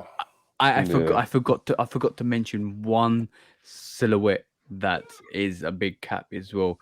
I think we forgot about the Cortez. Huge cap. I'm gonna say it like Donald Trump would say, huge. The cap is huge, Huge. Fake news, fake news. huge, bro. I'm talking But because the dope mans, we call them in the U.S. dope mans. yeah, The Cortez. What Union did with it, I mean, whether you like it or not, that's cool. But I don't think it hit like they wanted it to hit. yeah, we didn't. Now, And then they these got Sakai on it. these Sakai's knocked Union out the box, bro. As far as how well the shoe did, you know what I'm saying? So I'm not so quick to call cap. We got to see if they're gonna drop, because they drop OGs periodically. And I like the Sakai. I like the ain't no Sakai noise. Cortez. When they drop the OG Forrest Gump Cortez, ain't no noise. They drop, they sell slowly until they gone, and then you might not see them again for 2 years. And the thing is, what I'm talking about when we're talking about cap is the strategy, is the fact that with collaboration, Stranger Things. build up. Yep. Stranger Things, Cortez weren't the Cortez or the Blazers. They weren't. They hyped it up as much because Stranger Things is huge. But I think Stranger Things fans bought those shoes more than sneakerheads did. I just kind of the realization is maybe they're using these collaborations to gauge the hype behind the sneaker. every time there's a collaboration, maybe they're thinking, well, let's drop a couple of collaborations and see what the demand behind the sneaker is. And if there is demand behind the sneaker, we'll start to release some more silhouettes. So you see the kind of patterns with the patterns, you saw the patterns with the concepts, then you saw a little more collaborations in between with regular releases. That's where the Air Max is. Now you're getting the same thing with the Jordan 2s. You're getting a cool grey Jordan 2 next year. Like it could be worse, bro. Yeah, Nike could be like Adidas and do South Park, Simpsons, M&M's. Oh, you don't want to, and all of those shit collaborations, that's a huge cap, bro. That's a huge cap. Do you know what That's I a mean, huge though? cap. But could you imagine Nike doing that shit? No, it wouldn't it fly never happened. well. It will never happen in a million years, bro. It will never happen in a million years, bro. Like, you know what, bro? When they did do it a couple years back, it worked. And I think I don't know what, because remember they did the McDonald's Coming to America thing. And Travis Scott, worked, bro. Yeah. That shit worked. No, I'm talking about the Blazers when they did. Oh yeah. That shit worked, bro. They sold out. The merch sold out. Oh, they had the Nike SB Barts that released recently. Those were pretty good, pretty limited as well. Yeah, but they didn't call it the Barts. It wasn't an official. It wasn't official. We gave it that name. We gave it that name. They've got the Marge and the Homers from like the 2000s and a long time ago and stuff. But no official collaboration. Whereas Adidas, the box is coming. Simpsons, like Star Wars, Lego, Chewbacca. Do you remember the Chewbacca high forums? Bro, I was about to say that, bro. God. I was about to say that. Oh my.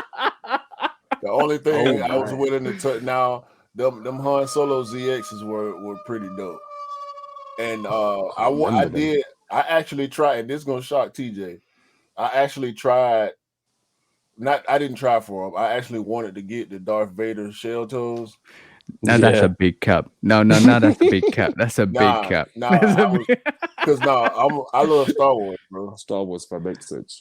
So I wanted those Darth Vader shell toes, but the swoosh wouldn't let me hit the button on that. I'm telling you that in the back of my mind, bro. I'm battling with myself. Like, hold on, bro. It's Darth Vader. I'm gonna. But I'm like, it's shell toes. But it's Darth Vader. I'm gonna Shit. I'm gonna put you in a what if situation, bro. I'm gonna put Nah. you in what if situation. No, I have to. I have to now because you just said that. So me and Benzino are sitting there, and I'm gonna ask you a question, right? So if you weren't aligned to the swoosh and Nike, this is a what if situation. You've got to be honest, bro. You have to take that Nike affiliation off your DNA and to answer Impossible. this question. What Adidas or any other variation sneaker would you have copped if you weren't so diehard Jordan and Nike? What sneaker did you really want and you hope that Nike would have actually produced it? I'm talking like Wave Runners, any 350s, I don't really, ZXs. Not I don't really know. Like bro. This is a I question for like, Q because it's I like Q's both. DNA's. Yeah, I like No, both. I don't think I don't think there's Spotlights on you, bro. anything. I Spotlights don't on you, bro. I don't think there's anything that's gonna really land right there for me. Like, because Oh, that's big when I cap. no, it's That's a not, bro. big cap, You ain't bro. even let me finish answering. You look, you trying to call me out of shit in front of Benzino. Like, come on, bro. Go on. I'll let you Um, answer. no, because the things that I do like you said, Wave Runner. I like the 700 as the 700, the Adidas Yeezy 700. Like, I don't hate that shoe. Um, Forums, shell toe. I've had shell toes before. I never had a pair of Forums, but like Asics, I like Asics gel Yeah. lights. I like that silhouette with the Asics logo on it. If you took the Asics logo off and put a swoosh on it, I don't know if I would feel the same way about it. It might just be another Nike shoe to me that I don't care to buy. You know what I mean? Yeah. So It I is can't. crazy to think. It is actually crazy to think. Like, imagine the Yeezy was a Nike.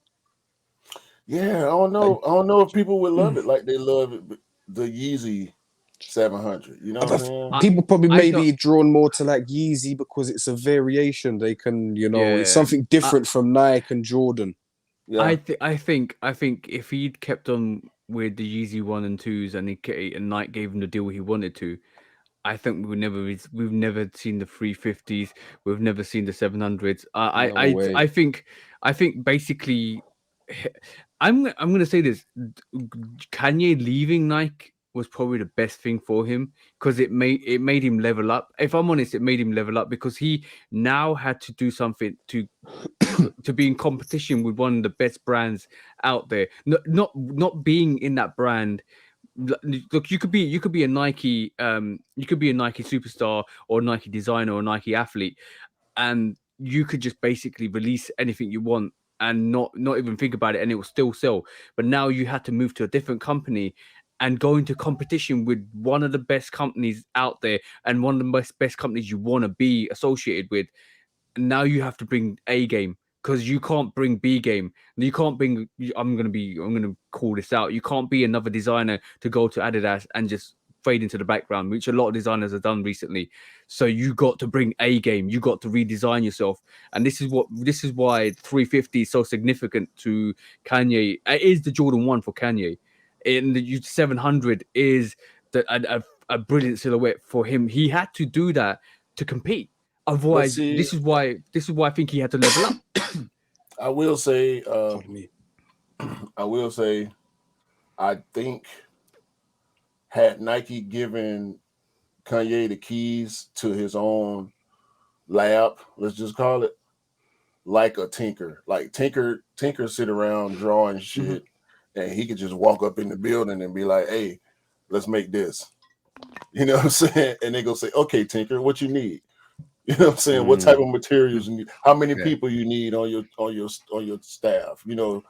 Like um Don C and um Fear of God is the only brand new silhouette collab outside of Drake, right? Had they done that for Kanye, he wouldn't have made no 350. He wouldn't have made no 700. He wouldn't have made no 450. It wouldn't look like that. Maybe instead of the 350, he would have gave us a souped up version of the Roshi or something like. Because at the time, that's what he made the 350 to beat the Roshi, and it worked. Like Yeah. Roshi died soon after 350 dropped. You know what I mean? Yeah.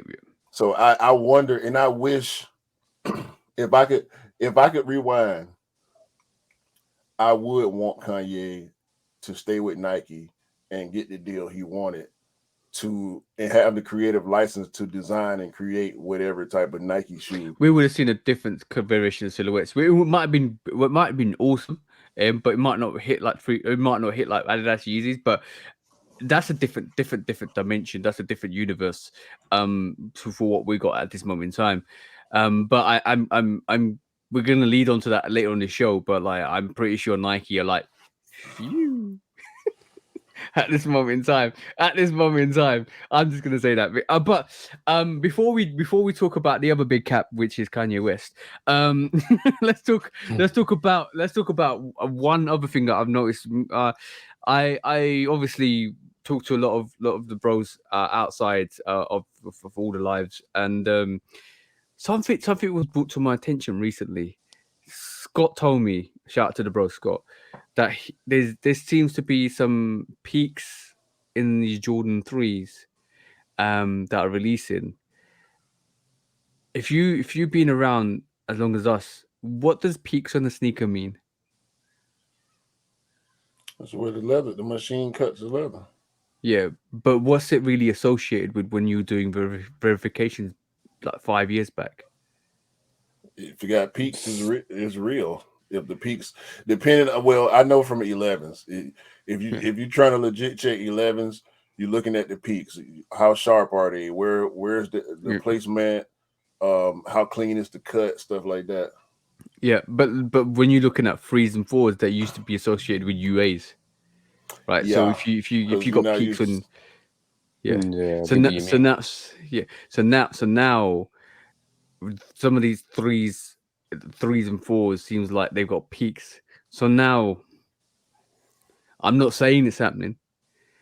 I'm just suggesting that some of these companies that used to produce UAs have now been rebranded as authorized under Nike because they produce really good models. That's a strong possibility. Yeah. So basically, they're suited to build. Nike's probably approached them and said, "Stop producing new UAs. We give you official contract." I'm not saying it's happening. It makes That's sense. a big possibility. I just believe Nike's out there basically going with the cheapest manufacturer. So yeah, it's very possible. Yeah, but also we've had a whole 6 months to a year of Nike sourcing new suppliers. So if you've got suppliers that are doing UAs that would love to have a Nike contract, and they will guarantee that to alleviate the UAs that's out there, which you're never always going to do, you could just say, all right, you do UAs, but we haven't got supplier. Potentially, do you want to come in house? And you still have got all the pattern and models, but we make them authorized. But do these little tweaks because we need to make sure it's legit. And we're gonna legit check them. So maybe that was a situation when the Crimson Force came out, when they were seeing loads of issues with the quality checks, and they've now refined that a bit more. This is not me saying this is happening. This is me saying there's a big possible. Me saying this could happen because with sneakers we're seeing what we used to see as UAs as now becoming a general thing, like peaks on 3s and 4s. Some little bits of the here and there that probably have been refined now, or they've told these companies to upgrade the quality of their lighting so that you don't get the whole issues with the dashes when you kind of put UV levels on them because you can't see the dot. You got to kind of go with all of that stuff. Like they could possibly have just reached out to the UA companies and said, we want to make you official because we're struggling with resourcing official companies, or not official companies. Our manufacturing's down. Go and produce our sneakers from now on, and we'll make you official. All they would have to do is make sure that the equipment that they're using is up to par, and make sure that they sourcing materials from the same places that they would have at their other factories. That's about it. As long as the infrastructure already there, I can see that happening real easy, man. Exactly. So that was an interesting discussion with Scott, because like when he was talking about the peaks, I was just instantly thought, yo, if I was in the company and I thought somebody was producing really good UAs, and I'm struggling to find a supplier or to produce my sneakers, I'll just say, all right, cool, I'm going to make a deal with you. Stop producing these fake sneakers and come on board. No, I mean, I've seen peaks on fours for a while, and I'm talking about from Hibbett, which is owned by JD. I don't think I got no fours from Foot Locker Champs really, but I know definitely DTLR, Jimmy Jazz. I've seen peaks on fours before, not anything that's crazy or like out of the ordinary though. I'm interested in seeing exactly what Scott was seeing. Yeah. But you said Definitely threes that. though. I Threes. gotta check. I gotta check some of my threes though. Yeah, I think he was talking about the 5 red threes we're getting. So yeah, it's interesting because basically we're not hearing anything about them any resourcing issues for manufacturers now. So basically that's all been settled. But as part of that process, behind the scenes, something like that could have happened. But it's for their benefit. I'm not saying it's a bad thing. I'm just saying it's almost like killing two birds with one stone. Basically, you're taking away the UA aspect of it and making them legit, but also then you're upgrading them, but then you also got your source for your manufacturer anyway. So in reality, it's a win-win for Nike. But it's interesting to see the strategies behind what's happening in the background, because we don't see it. Not a lot of people talk about it, but we just bring it to attention because we're like that. A lot of the time, also, from what I was like hearing and seeing from social media, a lot of them UA sometimes, like the top tier ones, are actually better than the factory Nikes, and that's how they get caught out sometimes. Yeah. So and then, but like, kind of makes sense that they'd tool the factory up and just say, do you know what, we'll license you. Here's the material. You have the tooling codes, the sizing charts, etc. Yeah. This, here you go. Make sure they got the right. Make sure they got the right stuff, right machines, right last. They go to materials. The truck will be here in the morning. Y'all get to work. You know what I'm saying? And talking about strategies, right? This is something I also noticed recently. And I don't know, I need to stop looking at stuff all the time because I always coming up with theories. I'm bad with that. I'm like a conspiracist. So another strategy. Do you notice, like, this weekend's release, we saw the Black Canvas 4s, and then we saw the Georgetown 6s. One of them's really hyped, one was super hard to get. The other one was the Georgetown 6. So isn't it really interesting that we've seen consecutively, and then we also saw the Nightcraft. I didn't show you guys. Sorry. Totally forgot about this. But the Nightcraft GPS general purpose sneaker, right, came out this weekend as well. So I actually managed to cop. But I like the white one better. Yeah, the white one does. White the white one's is but that all three of those sneakers came out this weekend. During this weekend. One of them was super easy to get, which is the Georgetown 6s. If you wanted to get them, you can get them. But the other two was quite semi hard to get. So it almost feels like we're gearing up where everything's direct to customer now from Nike, but they're giving you a variation of choices. So it's like almost like, if you don't get the general purpose sneaker, if you don't get the Black Canvas, you can still get the Georgetown 6s because it'd be a consolidation buy, but it's still a great sneaker. See what I'm saying? So it's almost like we'll give you a variation of sneakers. One would be super limited. One would be like an easier cop, and the other one, another one might be just a really hard cop, but you can still get it. But then it feels like they're gearing up every weekend. It feels like that. Like there's a couple of releases. I don't think the 5 and 3s this coming out on this weekend is going to be the same situation. But it feels like every month or every fortnight there's 3 or 4 really big releases, and in between there's really easy cops. So if you don't get a cop, if you don't get the Cortez Sakai, or you don't get the whatever it is that's hyped, like Jordan 4 Black Canvas, you end up getting a Georgetown 6 because it's like, I still got money here, so I might as well just get the Georgetown 6. It's cheaper for one than £200, and it's like, okay, cool, I'll get the Georgetown 6. So it makes sense because there's a lot of people as well that probably had to choose what they want, like, because obviously the way prices are and all of this stuff that's going on at the moment, a lot of people ain't really got £500-600 to say I'll go for all 3 and genuinely want them.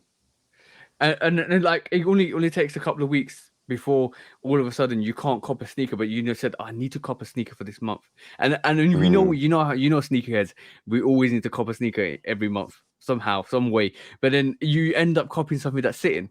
Like I can tell you like Midnight Navy 6s, Green Bean 5s, French Blue 13s. You got the Desert Elephant 3s.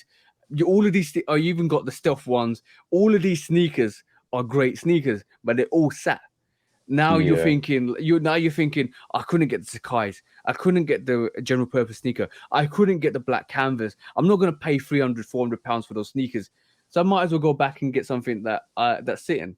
And it's quite nice. I might go back something to get something for ENDS. And either way, it feels like a small like a semi strategy there. Do you see the pattern in that though?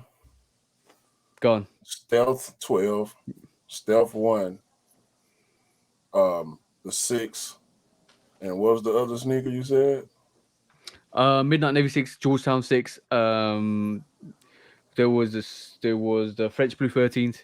French Blue 13. 4 gray shoes. Yep.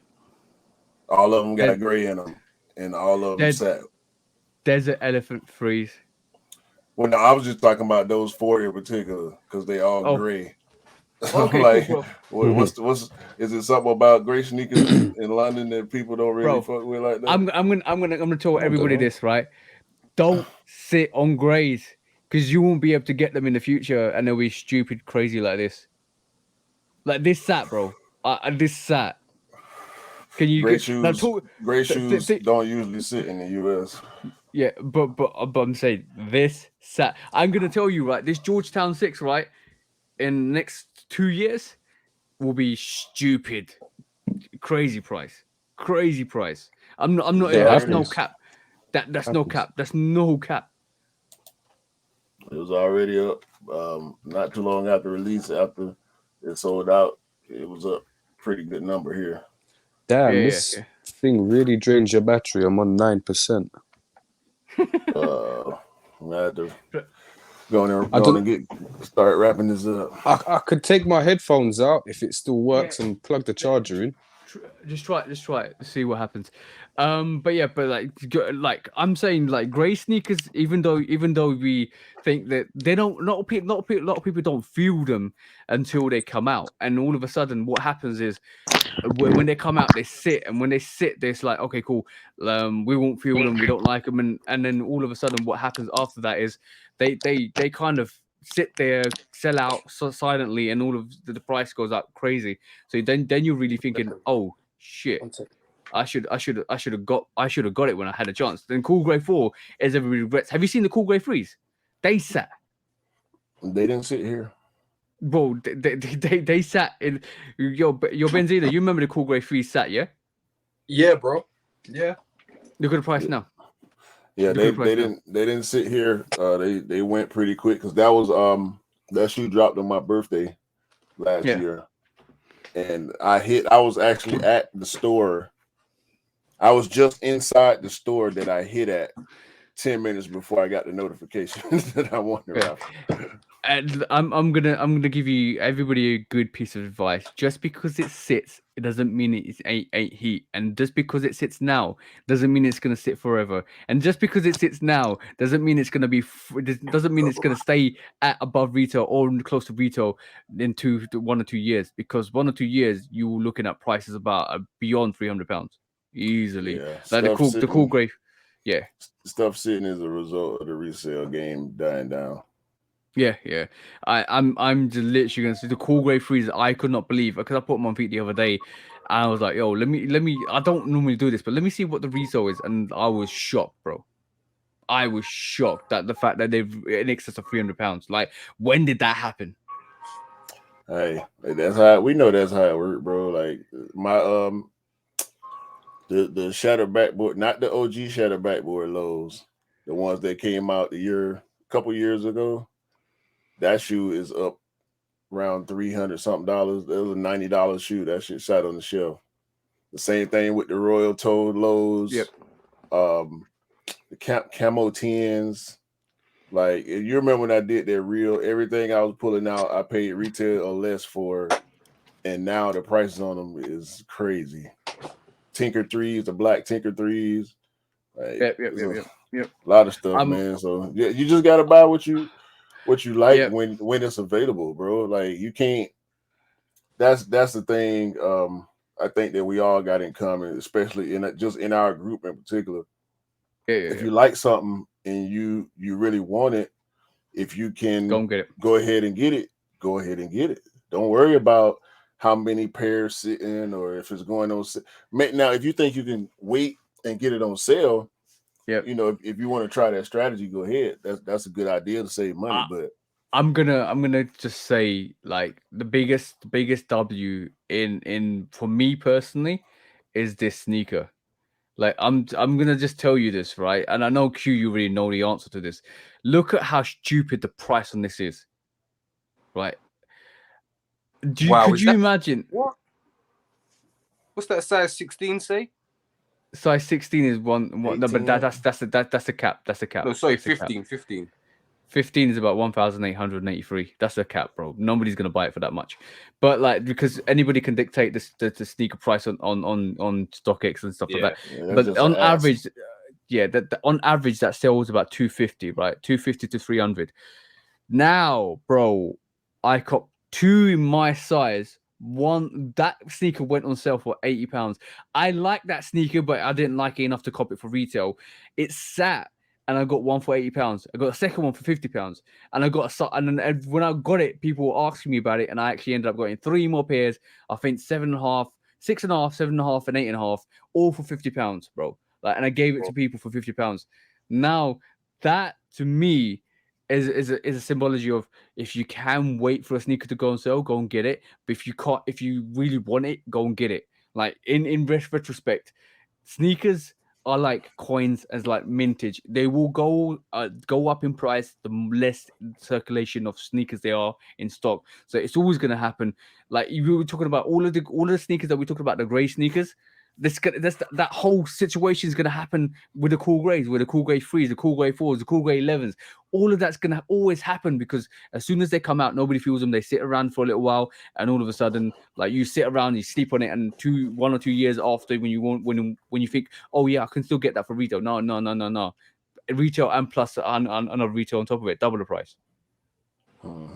So on that, like, constantly get what you want, buy what you like, and wear what you want, because don't get caught out. I'm just saying, don't get caught out. Like, it is stupid out here when it comes to resale. So if you like a sneaker, you might not be able to afford it now, but if it's still sitting, go in for it in the next 6 months. If it's still sitting, that's what I say. Also don't be scared to go for VNDS as well. That's great shot. Yeah. Don't go. You save money. VNDS. I've done that quite a lot in the past year. Yeah. So okay. So, last segment of this show, and this is probably the best one. This is the biggest cap of all. So, bros, what's happening with Mr. Kanye West, bro? Mr. Yeezy himself, Mr. I want it all. That's the way I'm looking at it. Throwing another tantrum. I'm gonna pull this up. I think it's a strategy. I think it's a takeover. I think it's a move. The reason why I think that is because of this. In 2020, Kanye West did say he's not going to stop wearing Jordans until he's on Adidas's board. Mm-hmm. So that in itself, that to me just shows that Mr. West is clearing out the deadwood before he starts to demand that he wants to be on that board. He wants to be part of that share ownership. He wants Yeezy to be the front. He obviously Yeezy's the front runner, but he wants Yeezy and Kanye to be on that board to make those decisions. That to me is why he's going at he went at Casper, the CEO for Adidas. That's why I think he left, like you said, Q, last week. Now he's going after somebody else, which is another person that he probably doesn't like. And he's basically said, I'm making billions for you. He's basically even said, If to get rid of me, it's going to cost you billions. To keep me, it's going to cost you billions. And this is it. This is the reason why, because he wants to be part of Adidas's board. Man, I've been telling y'all for what, 2 months now? Yeah. Cut, bro. Y'all, you got the same. Well, no, they're not. Actually, it's not the same thing you said the first time. The first time you were saying you thought it was an Adidas Kanye collaborative effort as far as marketing, but this ain't that. Like Kanye, can't nobody tell Kanye nothing, bro. It's he bigger gonna say than what that. he want to say. He gonna do whatever he want to do as long as it's legal, bro. So come on, dog. This what he do, bro. We've been seeing this. I think this week he's going after Adidas. Next week he's going after Gap because I think he's got some issues with Gap. But are we interested to see next week because he's given Adidas until Tuesday. But by the time you're watching this, you probably know what's going to happen with this thing because we're recording on Sunday. But I'm just really interested to see what direction it's taken. It's bigger than what we actually thought. If he's clearing out the deadwood in Adidas as we speak, there's only one thing: is either a takeover or a consolidation of his move to get into that board. He ain't gonna stop until he gets there, bro, because he knows how much value that is. If you're on that board, you have semi-control of that company. Yeah. I don't know, bro. I mean, if you just look at it like this, would Adidas be anything it is today without Kanye? No. I don't think it would.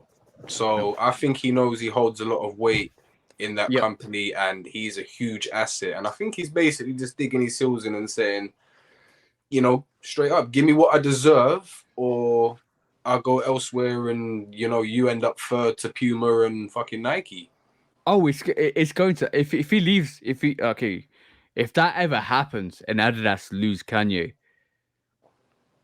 it's going to take him back. It's just going to. Do you think Kanye though? Do you think if he left Adidas and like collabed with another sportswear brand, do you think he would like do something? He won't go with like Under Armour or someone like that. No. I Scott's put this right, and me and Scott been discussing this for months now. He'll go solo. Yep, he'll go solo. Yeah, he owns 100% of Yeezy.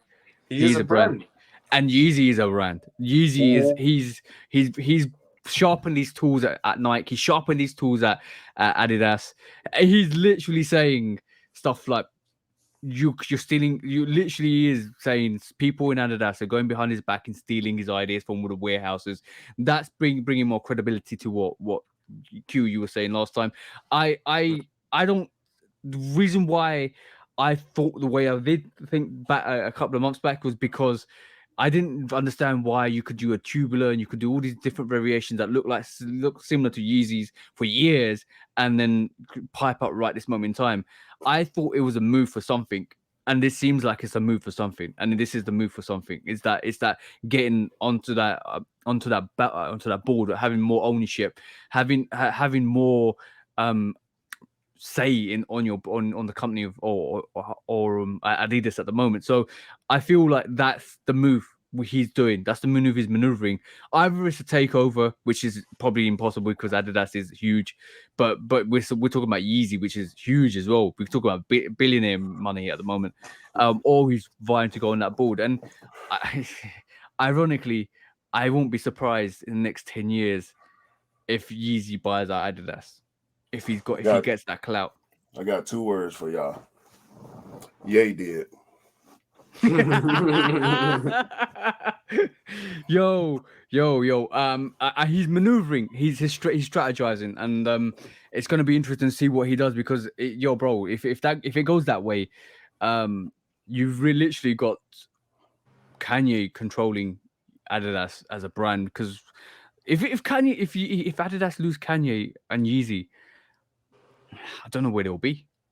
It's true. They'll be in the hot wilderness water. at this moment in time. Yeah, they'll be in real hot water.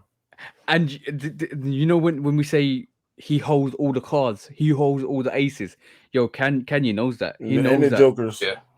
and the Jokers, yo, bro, and the Jokers, bro. He knows that massively. He knows how much power he holds. He knows Adidas can't do nothing without him. In terms of the hype, because he brings it. Like I'm just saying, he knows his value. He at this moment in time, he knows he's a valuable asset to Adidas, so he's playing his cards. Yeah, as he should. I can't disagree with him. You know, I'm not a Yeezy guy, not an Adidas guy, but at this point, Kanye is making sense. Like I've never agreed with him just because. Yeah. But he's been making sense these last few controversies, so I'm kind of on his side. Well, once again, I found myself on his side. You know what? The reason why I said before that Nike's probably like, yeah, allow Kanye, because if he was, imagine he tried to pull this stunt with Nike. It'd be over with. He can't though, because Nike's got his own, Nike's got this whole own strategy of all these different silhouettes, which Adidas don't, because we talked about it last week.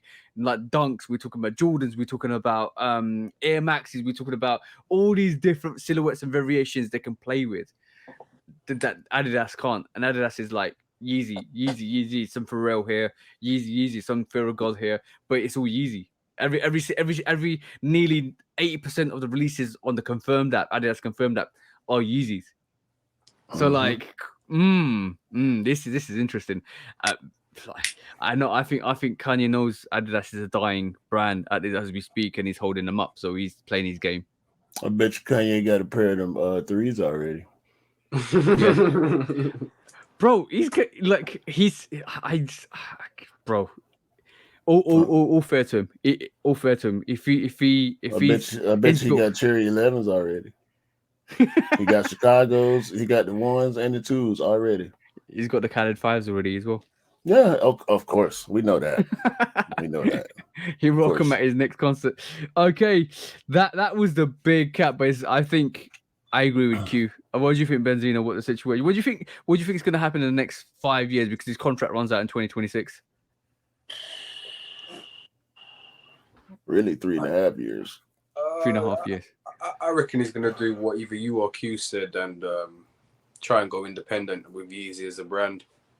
So you think Adidas not going to be able to hold him? Do you want Adidas to hold him? If they do give in to his demands, it's going to make them look like, pussies a little bit. Yeah. So I didn't want to say it, but you said it from right a corporate standpoint, they're basically gonna have to do the same thing, dig their heels in and say, nah, like, we give you what you want possibly, but you're gonna have to jump through this fiery hoop and cross this treacherous path, and there's gonna be a lot of stuff that you ain't gonna want to bite. Yeah. All right, cool. Right. I'm gonna tell you a history behind Kanye. He did this with Def Jam. He went into the boardroom, demanded 100 million. They gave it to him. Like, he knows his value. He knows he's. And if you don't follow the hip hop game, that actually happened. He knows his value. He knows where he stands. He's not dumb. It might seem like it might come across that he's erratic. He's bipolar. I don't think he is, bro. I think he exactly knows what he's doing. I do think he's bipolar and erratic, but he's still smart. He's very smart. He's very misunderstood and intelligent. Yeah, he's very intelligent. And when he rants, and when you see somebody rant and passionately rant like he does, it's emotion. It's raw emotion. Passion could be misconstrued for anger all the time. Exactly. A lot of people that don't understand the situation or don't understand him mock him, but then when you break down the barriers and break down what he's saying, you understand exactly what he means. And he said that to Sway. He said that to in a couple of interviews. He says what he says, and I know he's very erratic. Sometimes it makes sense, sometimes he doesn't. And he's a very passionate person. But when you see the end and be all, he's a very smart person. He knows he would not be a billionaire if he wasn't smart. Let's just put it that way. But he's basically doing what he did with Def Jam with Adidas at this moment in time. And he's not talking 100 million, he's talking billions. It's like, I'm gonna go into your boardroom and demand billions to keep me. If you want me, you pay me, Do you know and what? you put me. Thinking Go. about it, yeah, Adidas have just lost their biggest market, which was Russia. Russia. Yeah, Yeah. huge, huge sales out there. So I think they kind of gonna need someone to keep the brand relevant, because if they lose Kanye, they've lost their bro. Like they've, who's buying Adidas if you're not like, buying Yeezy, or no one really wears clothing from Adidas too tough, like other than over in Russia, because Tracksuits. that's where they're selling a lot of their fashion. Yeah. Mm-hmm. The Yeezy brand is just kind of universal. It's all over the world. It's every continent, literally. And Yeezy ain't dropping. He ain't dropping apparel as much as he dropping sneakers. yeah. And it's the really interesting thing is you got Fear of God there, which I haven't seen a lot of. Pharrell, he's Pharrell. He's doing what he does, and some of it's good, some of it's really nice, some of it's just regular NMD stuff. Yeah. Then you've got Sean Weatherspoon, who's on this vegan trail, and vegan shoes and super surfers and stuff like that. So super turfs and stuff like that. So in terms of that, nobody's hitting Kanye level. So yep, he's got them by the balls, to be honest. Yeah. Like, And Even at the end of the day. Gucci. Even Gucci, they done a collab with Gucci recently, didn't they? Like, Oh, yeah. that kind of just, came and went, absolutely no hype whatsoever. but they did the Gucci Gazelle, like like the sneaker that always sits and goes on sale. I Yeah, know I it's like it, Gucci. though. I know I like it, but it's not it. Now, imagine if they did Gucci Yeezy 350. It's Or they outta did a here. wave run, or a wave runner, or a Balenciaga wave runner. Could you imagine the price? It's out of there. It's gonna sell out. It wouldn't matter how much it costs. 480 pound wave runner. It's gonna sell out. That's like Dior doing the Jordan 1, like that they did. But like, is that why he's irritated that he can't get these brands on board on Yeezy, or is he just like monodical, like he just doesn't want a collaboration on Yeezy brand? I don't know. Maybe he wants to do a collaboration outside when he's not got contracted to Adidas. Basically, he wants what he wants. He wants to be independent, but still get the royalties from Adidas and still be on their board. One thing I think of is like, I don't believe everything he says sometimes, because some of the things that he says Adidas are doing, like these are serious lawsuits that, would be happening if they was, genuine accusations. Things like on Yeezy Day, he didn't authorize any of the restocks on the slides and the wave runners and all that. They basically done it without his knowledge. And so I believe somewhere in his contract, they've got the right to either do that or he's capping, bro. Like, it's one of the two, because obviously these would be big lawsuits otherwise. Well, it's big cap then. That's just why this is why it's called the big cap. If it ain't a big lawsuit, it's big cap. It just feels like he's talking out of his ass, really. We can just sit here, we can speculate all day long, but we can sit here and let it all unravel, because by Tuesday we'll know the situation, and by Tuesday we'll know what's happening. Because if he's threatening a lawsuit against Adidas to free him from his contract because of the issues that he's had, then maybe he's fine that. He's fine that. So, and we'll find out by Tuesday. It's either Adidas is going to give in and give him all the billions he wants, or he's basically gonna leave Adidas and start his own company. Be interesting to see. Oh my god, bro! Do you know what they should be called? They should be called the slide tacklers. They look like football boots. They look like tacklers. Slide tacklers. They look like the sort of shoes somebody used to wear at school and play soccer on the field. Are we big capping, yeah? Now at this moment in time, we're big capping, yeah. Yeah, those are disgusting, bro. Look, bro, look, full size run, right? These are available, full size run, but the gazelles, the gazelles are actually selling out. They're not complete. Like there's a bunch of small sizes available, but adult sizes in the gazelles are gone, and this trash is just sitting here, bro. That's why I had to throw this up there. Imagine somebody wearing a beautiful, I don't know, Izzy Miyake suit or something like that, and then wearing those. Come on, bro. What the? And these men's. Look at this stance, bro. This stance is ugly, bro. This like, come on, dog. What you doing? What you doing? You said look at the stance. Oh shit. Look at the knees, bro. These ain't, if you got knees like this, maybe you can get away with it. My knees ain't built like that. I can't wear it. Because you gotta be able to do this stance. If you got, come on, bro. All right, cool. Now you think that's a big crazy. cap, yeah? You think I can trump you on that, bro? You ready? Come on with it. Come on with it. Good Lord God. have mercy, Jesus. This is not real. This ain't real, bro. Yo. This is fake, but this is a concept. Basically, this is a bottle concept slide. And basically, it's bottle slippers concept by Neo Dazzler. So basically, if this is coming true, bro. Jeez.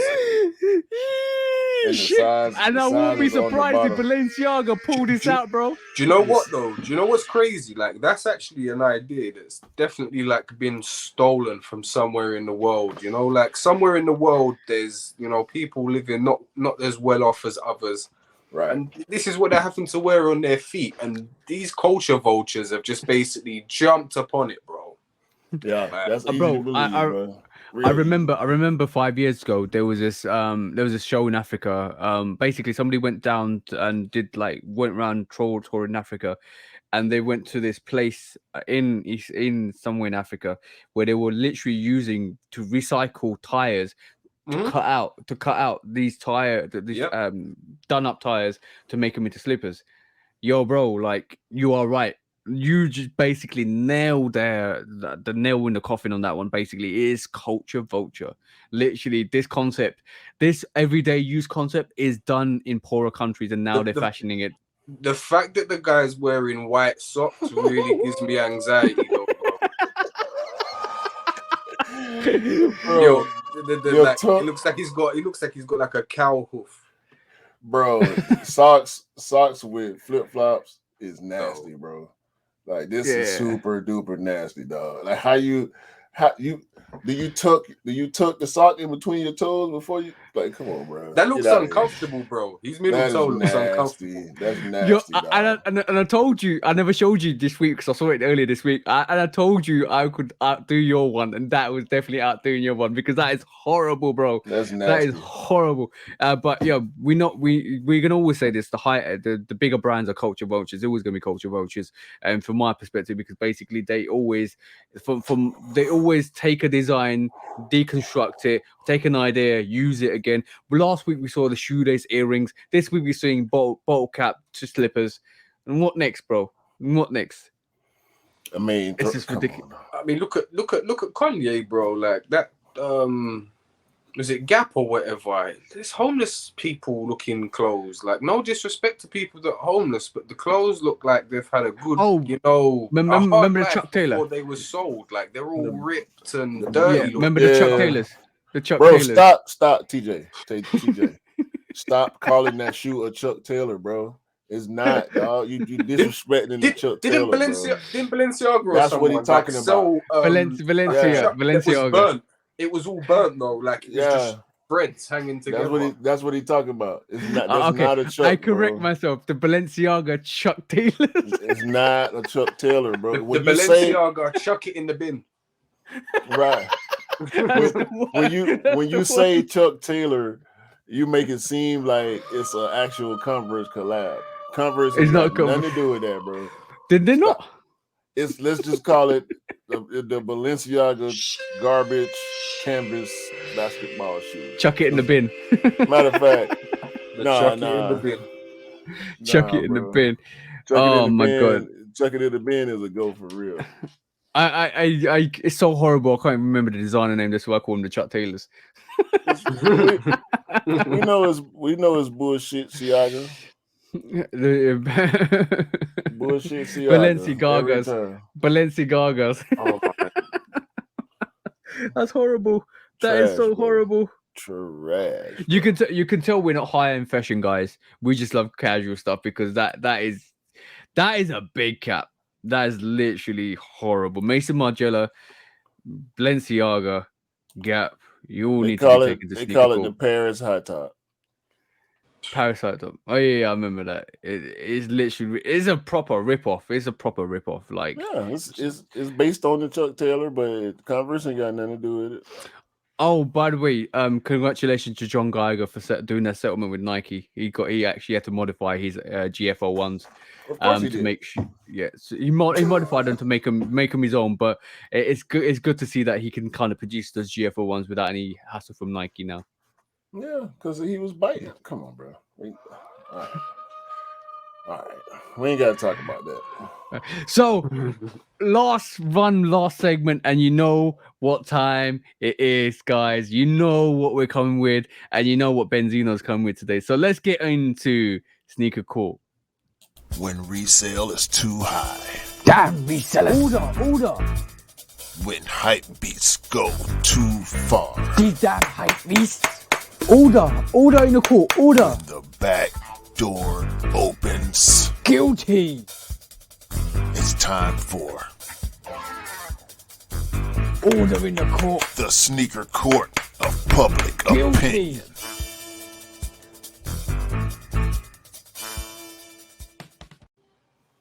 Hey!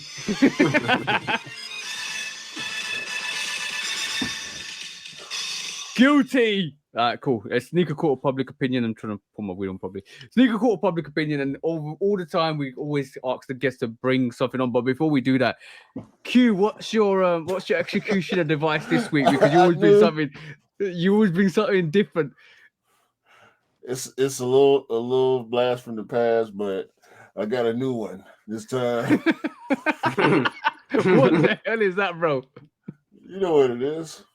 Oh, it's a meat mincer. tenderizer, isn't it? But this one got the flat side on it, just in case. Just in case Blunt trauma. Yeah, a little more blunt. You know what I'm saying?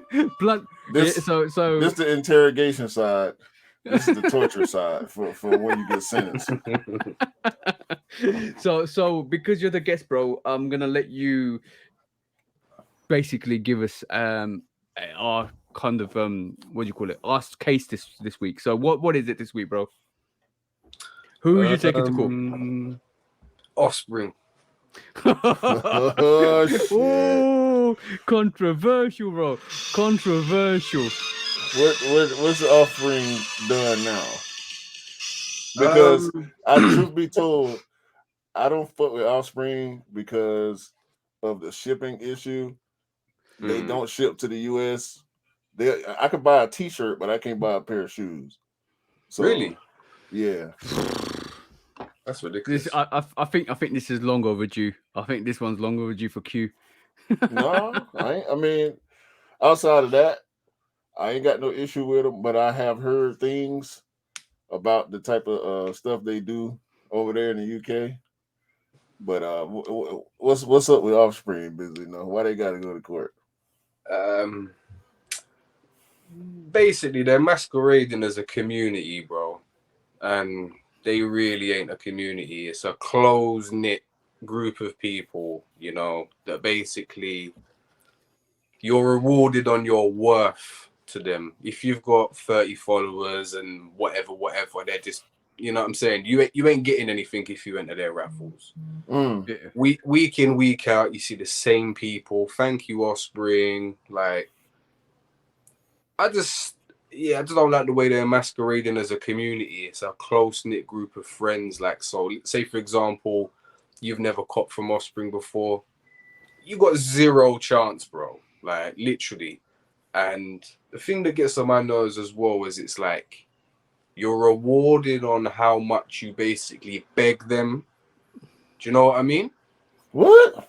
Like, if you really want the pair of shoes, you're not really going to get them. But, like, if you send them a little DM or something and say, oh, bro, it's my birthday next week, I really want them, they'll sort you out. Do you know what I mean?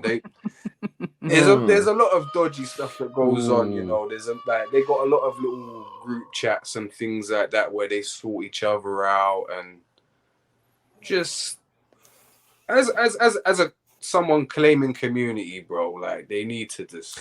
So you're basically saying they're a it's a I don't want to say don't want to say boys club, but it's a sneaker club. It's like And a cult. It's like a cult. It's like if you want to be part of us and you want to get somewhere, these are the requirements, and the requirements are, you know, you have to like and comment on every single post, tag us in everything, you know. That's not like Foot Locker don't do these things, N don't do these things, SNS don't do these things, and like, yeah, just I feel like Offspring take away from the sneaker community more than they add. Do you know what I mean? Because no newbies can join. The door's closed. That's not cool, bro. That's not cool at all. What's God? I entered their raffles for about a year and I never got nothing. Nothing. Nothing. Not one. Good. Okay. And stuff with stuff sitting over there. Is it? I don't see how you could enter raffles for a whole year at a local shop and not hit anything. Mm-hmm.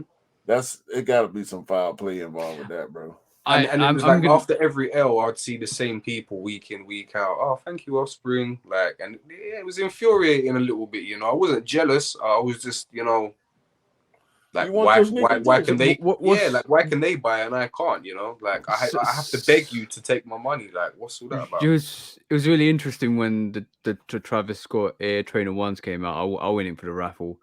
I didn't get the raffle, and then all of a sudden they were on their shop floor, and I was like weird. It kind of gave me a weird feeling. It's like, all right, cool. Well, you didn't really, and I did a little reel to mock them as well. Basically, I said, oh look, I don't give a shit if I don't get these Air Trainers. I've got all these other Air Trainers, and it was a bit of a little jab as well to say, well, I actually like Air Trainers. I actually pick up the OGs that are actually still sitting. You don't want to give me like a Travis Scott, and it's fine because I actually managed to double up on it, and it doesn't matter. Like I don't need a company or a person to give me help. I can do it myself, and this is always my motto. Wait a minute. So you entered the raffle, for the trainers that then were sitting on the shelf. No, they after, exactly. So how did you not win the raffle if the shoe ended up sitting on the shelf? Exactly. You told me that. You told me, bro. You told me. Because the people that they want to win the raffles probably didn't try for that shoe. Or basically they tried. They felt they tried, then they didn't like it, and then they just left it. No. You are not a part of the Offspring community, so you don't get to win a raffle. But had somebody that they acknowledge. I have won. I won the British Khaki Sixes off them and the UNC Ford, but that was when they first came out. It was a couple of years back. That was a picture thing. You had to kind of show what you had. So I showed some fours, and I actually saw some fours and sixes, and I won them. I think they at that time they wanted to make you wear the pairs as well, and they don't do that anymore. Like you don't need to wear the pair, but like that wear the pair shit. Yeah, that's come on, bro. Yeah. So no, I'm at all biased for them or against them. I think in some points I agree with you, Benzino, but like also like I don't feel like I don't feel like I don't personally feel it's a community. Like you say, I do agree with that point. I do agree with the fact that, and I'm not scared to say it. Like I don't hide behind like anybody. Like I will still apply for raffles if I get a chance. I get a chance, but at the end of the day, it doesn't feel like a community. 100% doesn't feel like a community. It feels like a club or a like you said, a cult. And yeah, you definitely do see the same regular people always constantly win. And it does it kind of does get infuriating, but also the fact that when you do apply for a raffle and you don't win, and then you see the sneaker on the shelves the next day, you're like, okay, cool. Then what? Why are the sneakers sitting in your store, in the same store that's raffling them, for pickup? But then I don't think that's the Offspring problem though, because that happens in End and SNS sometimes as well. Cool. And they go on Yeah, shelf. but you can understand the end situation and the size situation because they probably try to raffle. People they try to raffle. It was if it's an in-store pickup, the people didn't pick it up. And then but you don't understand the Offspring one because if you get a DM from Offspring, you got to pick it up. Otherwise, you're banned in future. So people must have to go and pick it up. So why are there still pairs on your shelf? That makes no sense at all. Because I think what Benzino said already gave us the reason why. Because people that they want to win will win. Because you are not one of those people that they wanted to have this collab, that they wanted to be way more hype than it actually was. You didn't win an in-store pickup raffle. Yeah, but I still got them. That's the thing. Like you can't stop you, especially me. You can't stop me getting the sneaker I want. I will go. No. Even if it means I'll get it. No, that's beside the point because like we know how to maneuver. Yeah. You know, when you feel like it's out there, you got to go out there and get it, right? But I mean, being spoke on, catching a train to go 2 hours away to find sneakers. Like if you want it that bad, you can go out there and find it. But for you to enter a raffle, an in-store raffle, not hit, and then come and end up seeing pairs on the shelf, that's fishy, bro. Also, we've seen recently the fact that some of the pairs are given out to other people recently have ended up on eBay and they've been showing up basically names. I do really feel people feel a certain way about Offspring. They do feel a certain way about Offspring.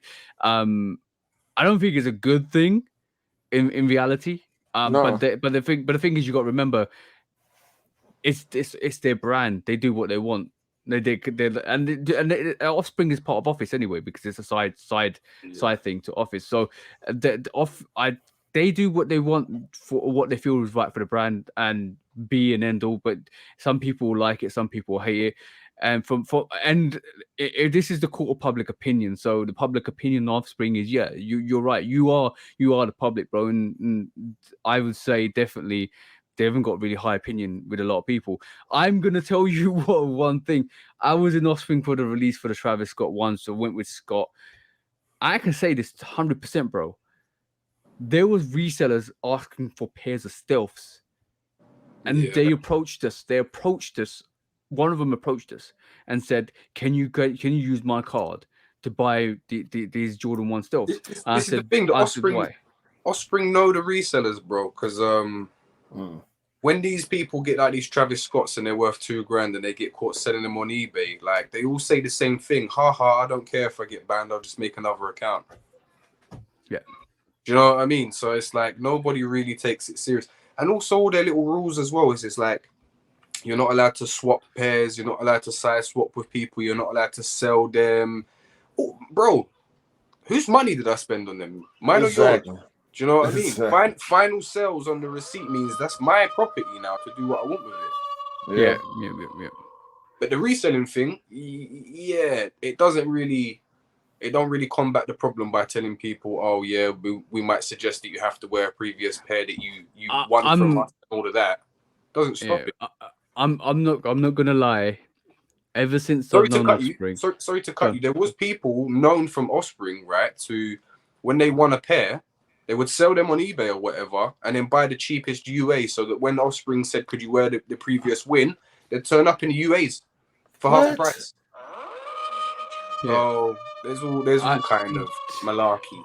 Bro, I was about to say, I was literally about to say that I know rumors of rumors. I know there's no proof behind it. That's another rumor. One of the other rumors is that people get multiple pairs, favorite people get multiple pairs, blah this, blah that, blah this, blah that. Like there is a lot of, I feel the whole misconception with Offspring is favoritism, and like what you said originally is what the value they bring to the company themselves. So I think that does exist, and I think that does exist on a whole load of companies out there. But the thing is, when you put yourself out there for the community and you say you're for the community, and in realism terms, you're just like every other average retailer that wants to want to give them the favorite people, the favorite sneakers that they want, and stuff, blah blah blah this blah that. When you identify yourself as something special and something unique for some all the people, but then you found out to be exactly the same. What with every other retailer, then you're basically you put yourself out there for the wrong reasons. Because now we don't talk about sorry bro, we don't talk about End or Size or any other retailer like that, because basically they don't come out and say we're here for the community. Yeah, that's the thing. So, yeah. And if Offspring didn't say they were here for the community, or what defines the community? What defines the community? We do. We as sneakerheads defines the community, and the community is always inclusive, not exclusive. That's how it should be always. So if you can't define yourself as that, then you're either a club or a cult, like you just said. Hey, Offspring, we got a podcast. Give Benzino all the fucking shoes he want. You know what? Don't worry about it. Y'all some guilty, fucking culture vulturing, bullshitting. Y'all giving the shoes to people y'all know are out here actively reselling, and y'all let these motherfuckers walk back in the fucking store talking about they got these UAs they got on their feet from y'all. This the type of buffoonery, bullshit y'all let go on in y'all community is bullshit, bro. That's some of the most egregious sucker shit I ever fucking heard on in sneaker court, bro. And I didn't even need to say guilty because Q just said it for me. So guilty. I'm gonna say the court of public opinion finds Offspring guilty, but because I'm gonna say this, their reputation at this moment in time with a lot of sneakerheads that I did put. The thing is, you can turn around and say people are just disgruntled. People can't take it L. You're being just salty. I've seen all the comments. I've seen on the posts on Offspring. Bro, I don't even care if Offspring ban any of us. Like I don't care. I don't care. Like it's sneakers. Should never be this way. It should be inclusive. It should be for everybody. You should if you're all about stamping out resale, you should try harder. All of that stuff. But I don't care, bro. I don't really care. To me, like if you're a grown person out there begging for sneakers, why are you begging for sneakers? Look at yourself. Like legitimately look at yourself. Look at yourself. At your fucking self. Why are you out here on your hands and knees begging for a piece of leather, a piece of rubber, and a piece of foam? You know why? Why? Because they can. Because they can. Because it's required of them, and apparently it works for them.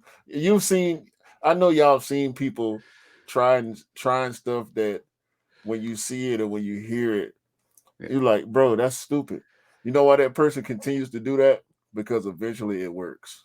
Yeah, I'd rather have a whole selection of GRs and OGs than any hype shit. You're chasing a pipe dream of hype shit that's sold to you, and that pipe dream of hype shit is full of manure and shit. Because you're chasing that. And no, every hype stuff. You're chasing a never-ending catastrophe of bullshit. Because this hype shit ain't gonna last forever. Your Offspring, Size, and Foot Locker ain't gonna always have the pairs that you want. Nike's gonna go direct to customer more. So at the end of the day, why are you begging? Why you disgruntled? It's a piece of leather on your feet. It's meant for use. I don't care about the valuation of a sneaker. I don't care about how much it costs you or how much it's valued in 2 years' time, 3 years' time. I'll probably run through a sneaker by then. Right? Why money and greed ain't the be and end all of life. Learn to enjoy life. Trust me. When I come to the UK, we're gonna go to fucking Offspring. I look, at the end of the day, right? At the end of the day, this podcast, whole podcast thing is all about the freedom of speech, the freedom of right to say whatever we want to, because basically it's in actual fact, this is more of a community discussion because we allow people to talk about anything they want. In actual fact, if we were very concerned about brands, if we were concerned about people thinking what we think about and being blocked, we will not have Benzino on. We will not talk about Kanye West. We will not talk about all the subjects that we talk about. This is where it is at. If you really truly want to mess with us, this is what it's about. We talk about real stuff and real stuff and real shit. And if one of the leaders or associates or whoever the fuck that want to represent Offspring want to come on here and dispute it or have a debate or a conversation about the shit, it's welcome. But I doubt it because that type of stuff don't usually happen. See, one thing I wanted to say as well is this: like, you see the whole shit that's going on with Offspring. Everybody knows, but it's one of those type situation where no one wants to speak out because then they lose their lunch ticket. Do you know what I mean? So it's kind of fucked up, but yeah, it is what it is. Bro, I print my lunch ticket. I don't need somebody to give it to me. I'm a packed lunch, bro. I bring my own packed lunch. Exactly. I bring my sandwiches, packed lunch, pasta, chicken, mayo, whatever it is. I don't need somebody to give me a meal ticket. Like I will work my ass off to get where I need to be. I don't need anybody to help me.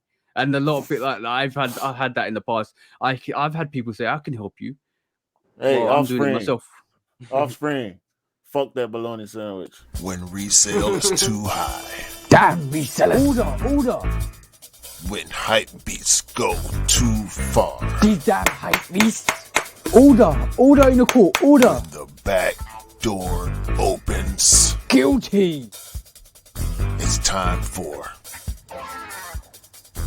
Order in the court. the sneaker court of public Guilty. opinion.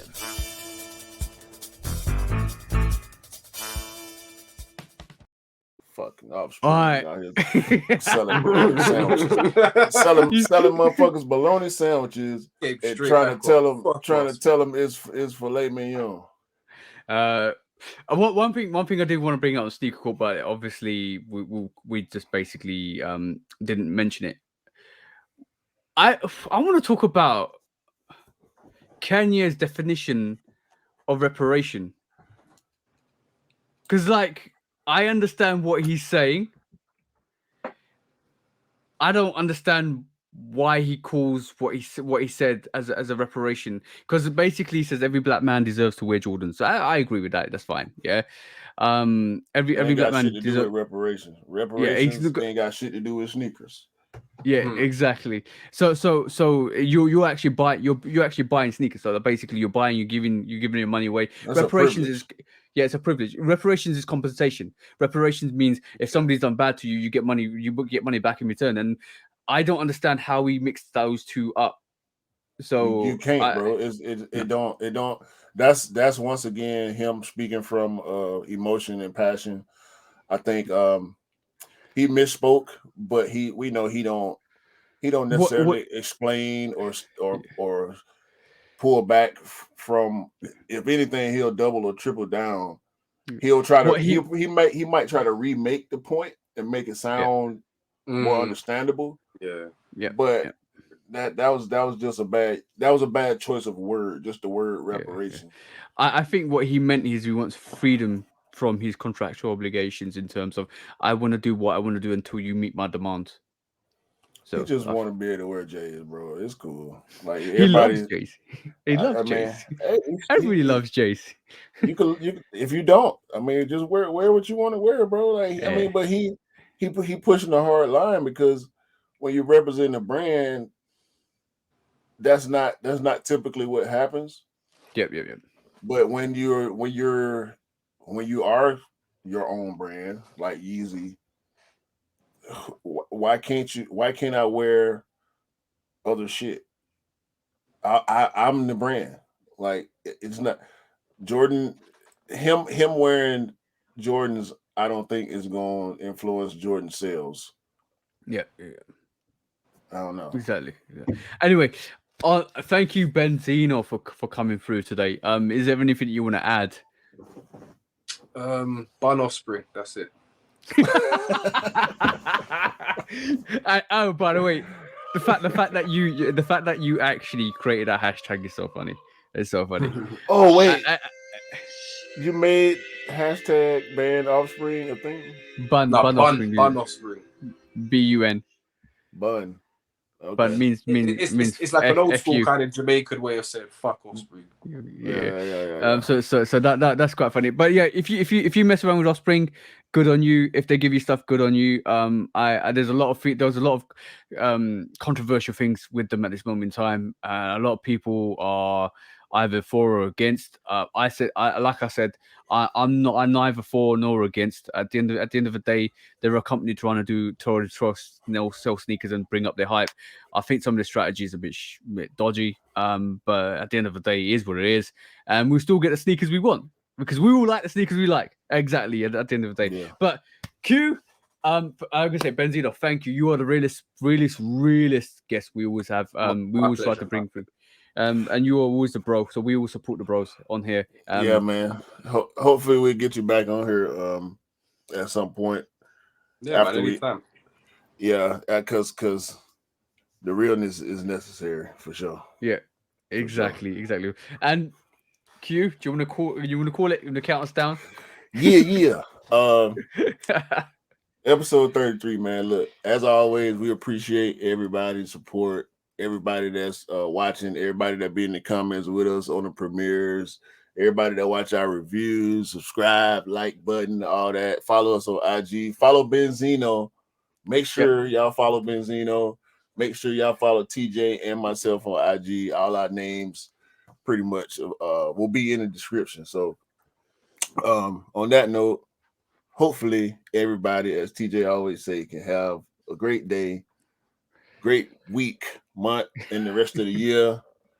Because holiday time is coming, and we finna have some empty wallets around here, man. So hopefully everybody ready, bro.